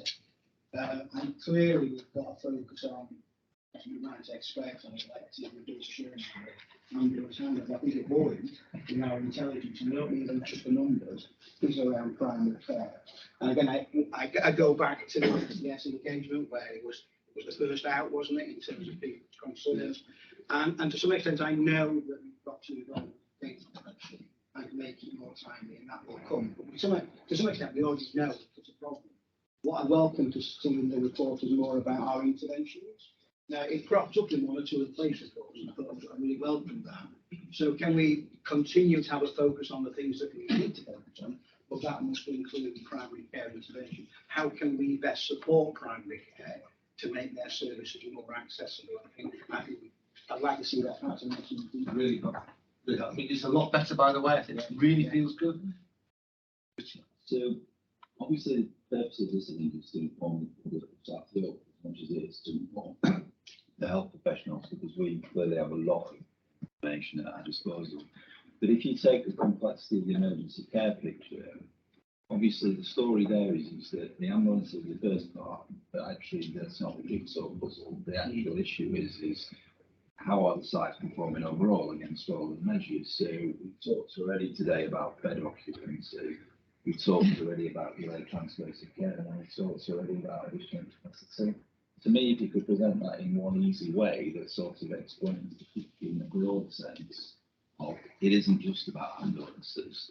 You know, if you have ambulance delayed handovers with your bed occupancy level, with your delayed transfer of care level, with your discharges before 12 o'clock, you'd probably have a view of system being under pressure, and that allows you to look at the performance of it. So being as this is not a report for us, it's a report for the public, it would be good to understand how the public would want to see that information, or you know, health workers would want to see that information in the same way we describe the plan on a page. One graph that just demonstrates what actually is happening. Because then I ask the questions that everything else is to say, why is one or other organisation or system not doing so good? I think that's fair. It's always been a difficulty because what we've tended to measure in the NHS have been the symptoms problems, ambulance waiting times in A&E. I remember when I ran the Royal Liverpool, I said it's a great A&E, the problems are behind it in the wards. But it looked like A&E was in a terrible state because we couldn't release beds, some of which were our problem, by the way. So that's always been one of our issues. I said the answer is we've got to work at this. We've got to try and work at presenting a picture that's more accurate. What I would say, and it's great that the board has said it, this feels an awful lot better than where we started. So thank you to everybody who's involved in that. Feels like I've got a better picture. I feel like I can read it and get a real sense of what's going on. But it ain't perfect yet, and I think we all got to acknowledge it. The other issue is, of course, ambulance handovers might be a symptom, but we are expected to measure them. Because, you know, it's what people are expecting of us. And by the way, legitimately, bloody awful that people are waiting that long, isn't it? But no. And it's really important that what to measure doesn't. No, I agree. You just measure one thing, they put that. No, I agree. I think we see that on the TV, don't we, with bed occupancy, where yeah. You'd say it's 93% bed occupancy. Is it really, or is it 93% of what we've got open? And what we've got open is beyond what we were planning to open. So, you know, it's how the story is portrayed, but sometimes it confuses. I think, Chair, the important part in that overall collage has got to be a better live state. Not necessarily meaning this is technologically, because that would now in our primary care. Yeah, but then I know some Robert that's the gas-based closed system. And I guess it was missing the primary care elements, and we know it's struggling, but we don't know the extent to which it's now struggling.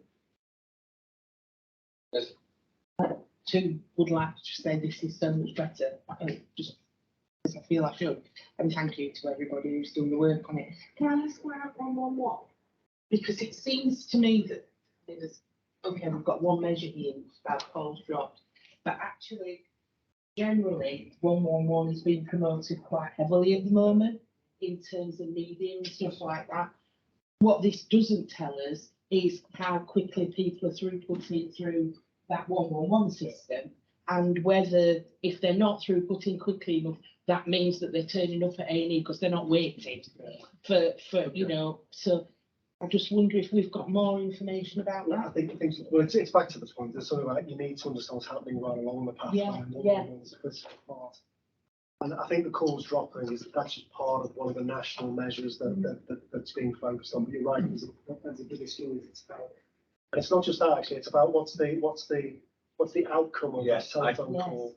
What then happened to that patient, and was it effective, or did they do that and then they went to A&E anyway? Because it wasn't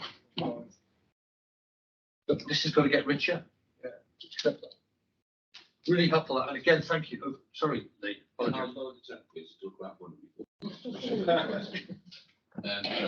Despite it being potentially the most under pressure the NHS has been in 40 years in your experience, there is still an expectation that as an ICB and our provider host organisations, we will break even as a system by the year end. So that's notwithstanding real-time decisions we are taking around deploying additional resources to paediatric respiratory disease, or having to make in extremis decisions about sourcing staffing in Doncaster. That there is still an expectation that we break even. So what we're going to do is we're going to review the position at 9. We will look to see whether or not it's possible working with provider colleagues to deliver a break-even position, and there is talk of some incentives for delivery of break-even around the amount of capital will be in receipt of as a system. In previous months when I've talked about this, now we're just kind of slavishly delivering the numbers we first thought of, and what's in it for us, given the level of operational pressure, that there is now some talk that there will be additional capital made available to us if we manage to deliver that break-even position. We will not prejudice the safety of our patients. In fact, deliver that break-even position. But there is some work to do to see whether or not we can deliver that financial balance by year end. And I'll keep finance and colleagues appraised of our work in that space, and I'm speaking to NHS England this meeting on whether or not that may or may not. So just a note. Helpful, Lee, thank you. I think it would be helpful as well in our February informal, because it would be part of our planning discussion. It said, not like we're pinning you against the wall, but what does this feel like? So that would be a really useful input into the into our February planning discussion. So, okay, thank you for that. Really helpful, David. Thank you for that. Cost of living crisis. Chris, is just you and Ben? Is it? It is. It's myself, Ben, and Christine as well, I think. So, Ben, do you want to start us off? Yeah, I'll start us off. So this is an update to the report we got in September, sort of just outlining some of the risks of the cost of living, a bit more information. So I think the first thing we really want to impress on people is that it's not just this winter and it's not just a short-term thing. So we now know that the fuel cap will rise by £500 in April and £500 again in October. So it's cliff edges going through the next year where people will feel the pinch, getting tighter and tighter. And we know that the inflation figures are going up. are going to be high for another year or so at least before they start to fall back. And we've all seen the strikes and the wage stagnation issue. So the pressures on population are going to be significant for a number of years is the thing that we really need to get across.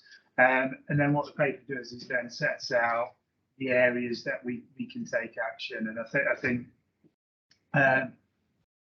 we gave 4 in the paper in September around what we can do, and what we did after that was parents of public health and place directors or representatives met together early October, looked at where we can take things forward and what we want to do jointly as a system.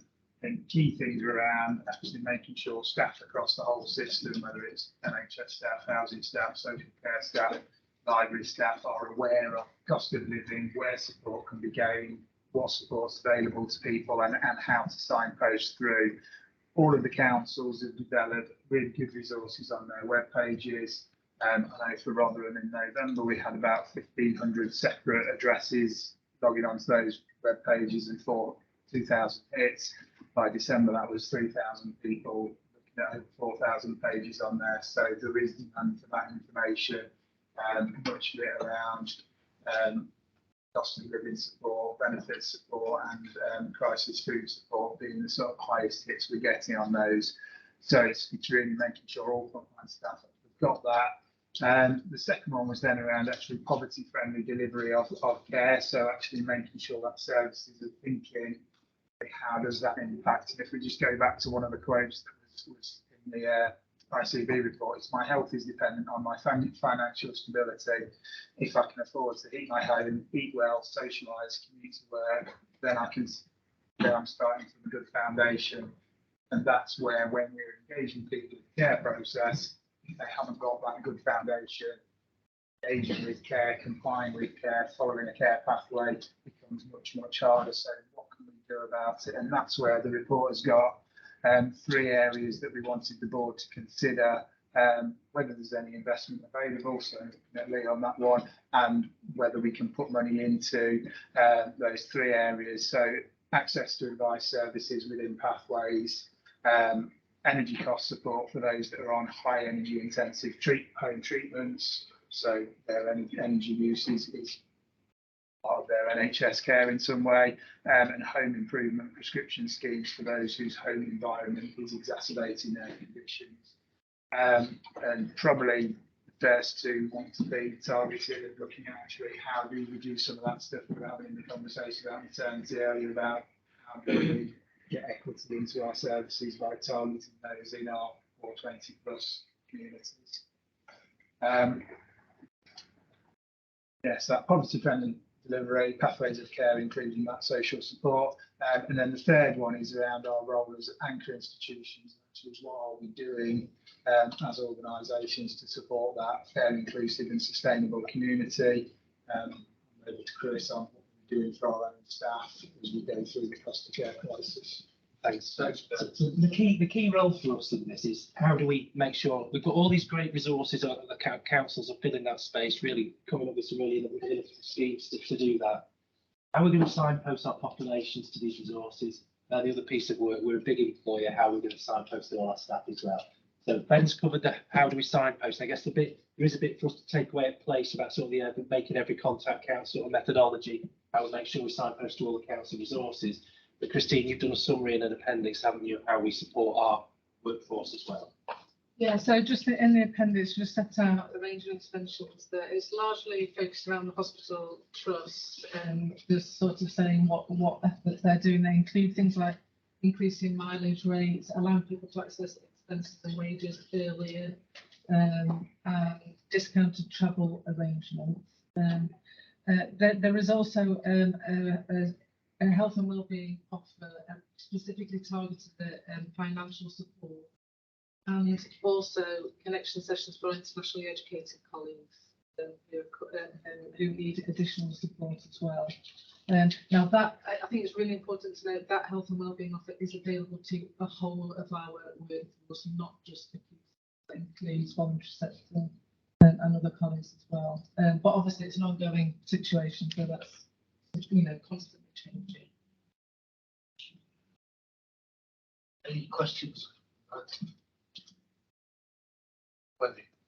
Thank you. Huge amount of work and effort, I think, to go in on this sort of space.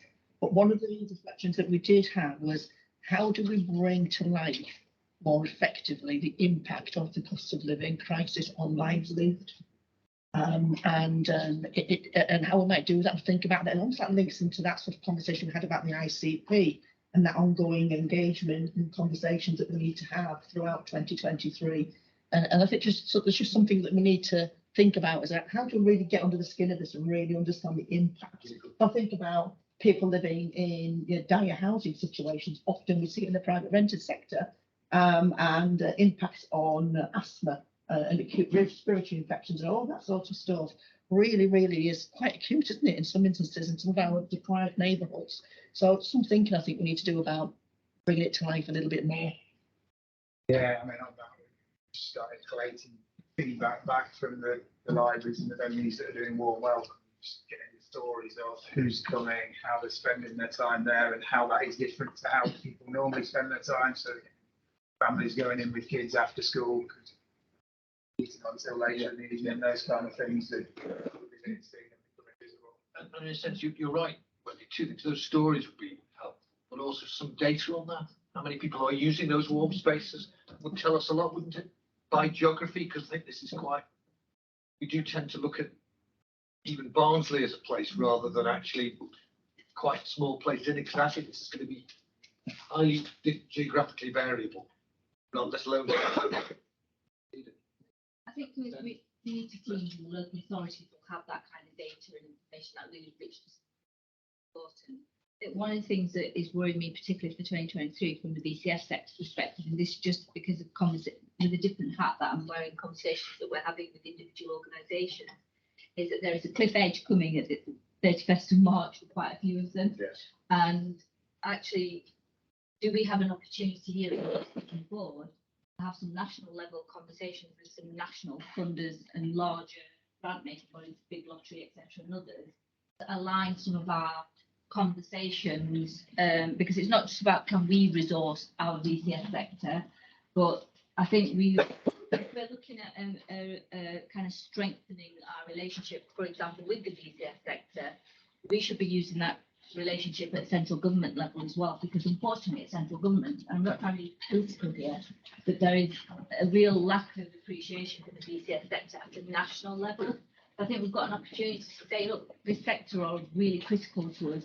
They're important partners in achieving this outcome. You know, that diversity of funding and financial and economic support for the sector is important. But that's where your friends in other sectors can sort of apply a bit of pressure and support. So I think that's one thing. The other thing, and just going back to Wendy's report earlier, you talked about like capital assets. And kind of linking with the Barnsley VCS and others. A lot of our VCS sector colleagues are currently renting premises, and rents and bills, etc., things like that are going up. So just maybe having an assessment of what capital and asset that we've got, but maybe we could host people. It's just a suggestion, but that ability of using our assets more flexibly to support people during these lean periods. Yeah, that's really good. Both of those are really helpful points. And Leslie, yeah, I was going to say something similar, but maybe frame it in a different way. So I think what I'd be interested in is what we know a bit about wider system resilience in terms of demand. When I see words like signpost to things, it almost makes me quake in my boots a bit, because actually people, go to them, and then suddenly you've got a tidal wave coming over the head of an organisation that's not geared up for it. So do we understand that, particularly in terms of advice agencies, but also in terms of food? Because I think, it was on the news this morning, food inflation is far, far higher than the headline rate of inflation, and it's going to get worse. And for me, going back to the quote that Ben quoted, food, getting your basic nutrition is just the foundation of all life, isn't it? So I really think we do need to do that. I agree with what Shahid is saying. It can't and shouldn't probably be about just our resources as an ICB. It could be about some of those wider conversations, but I do think it needs to be about our resources as well, and where we're targeting things specifically where we can, because in the end, those things will matter more to people than some of the other stuff. It's about the immediate, isn't it? You know, so I just don't know if we know really what that wider picture looks like in terms of our resilience to continue to provide support as things get worse, as they will in the coming year. Sorry, that's a bit down now. Okay, thank you for that, Ben. Chris, thank you for that. Item 17 is just for information that place in Doncaster, Rotherham and Barnsley. Anything on those you want to pick up? Assurance Committee minutes. Anything the Assurance Committee chairs want to pick up? Leslie? Yes, please. For, very briefly on the Quality, Performance and Patient Involvement and Engagement Committee that we call QIPI. We are conscious, and you'll have seen from the minutes that you've received today, that actually we're more working on the queue than we are on the PPIE bit of it at the moment. And it is something that we've been having conversations about. Kevin and I have had conversations about. I'm also talking to Will about Lucy's been talking to us about it. So I just wanted to highlight that we are aware of it, we are talking about it, and we want to improve on that position moving forward. And I mean, we talked earlier about us having a broader conversation informally about how we do this. I think that would be valuable. I think so too, and Will and I already have started to cook up a proposal. Okay, I think it's right properly to do that. Anything else from the committee chairs? Thank you for that. That's the end of the meeting. I'm sorry you can blame the chair. It was far too long. Thank you very much for your time. I have no other business given to me. No, we're not excluding members of the public. There's no private business to pick up to today. So date of the next meeting is February the 1st. That will be only that'll be a formal meeting to consider the Sheffield primary care business case. We will also for the board have an informal meeting to pick up those issues we've already identified. So thank you very much. Lovely to see you. Oh.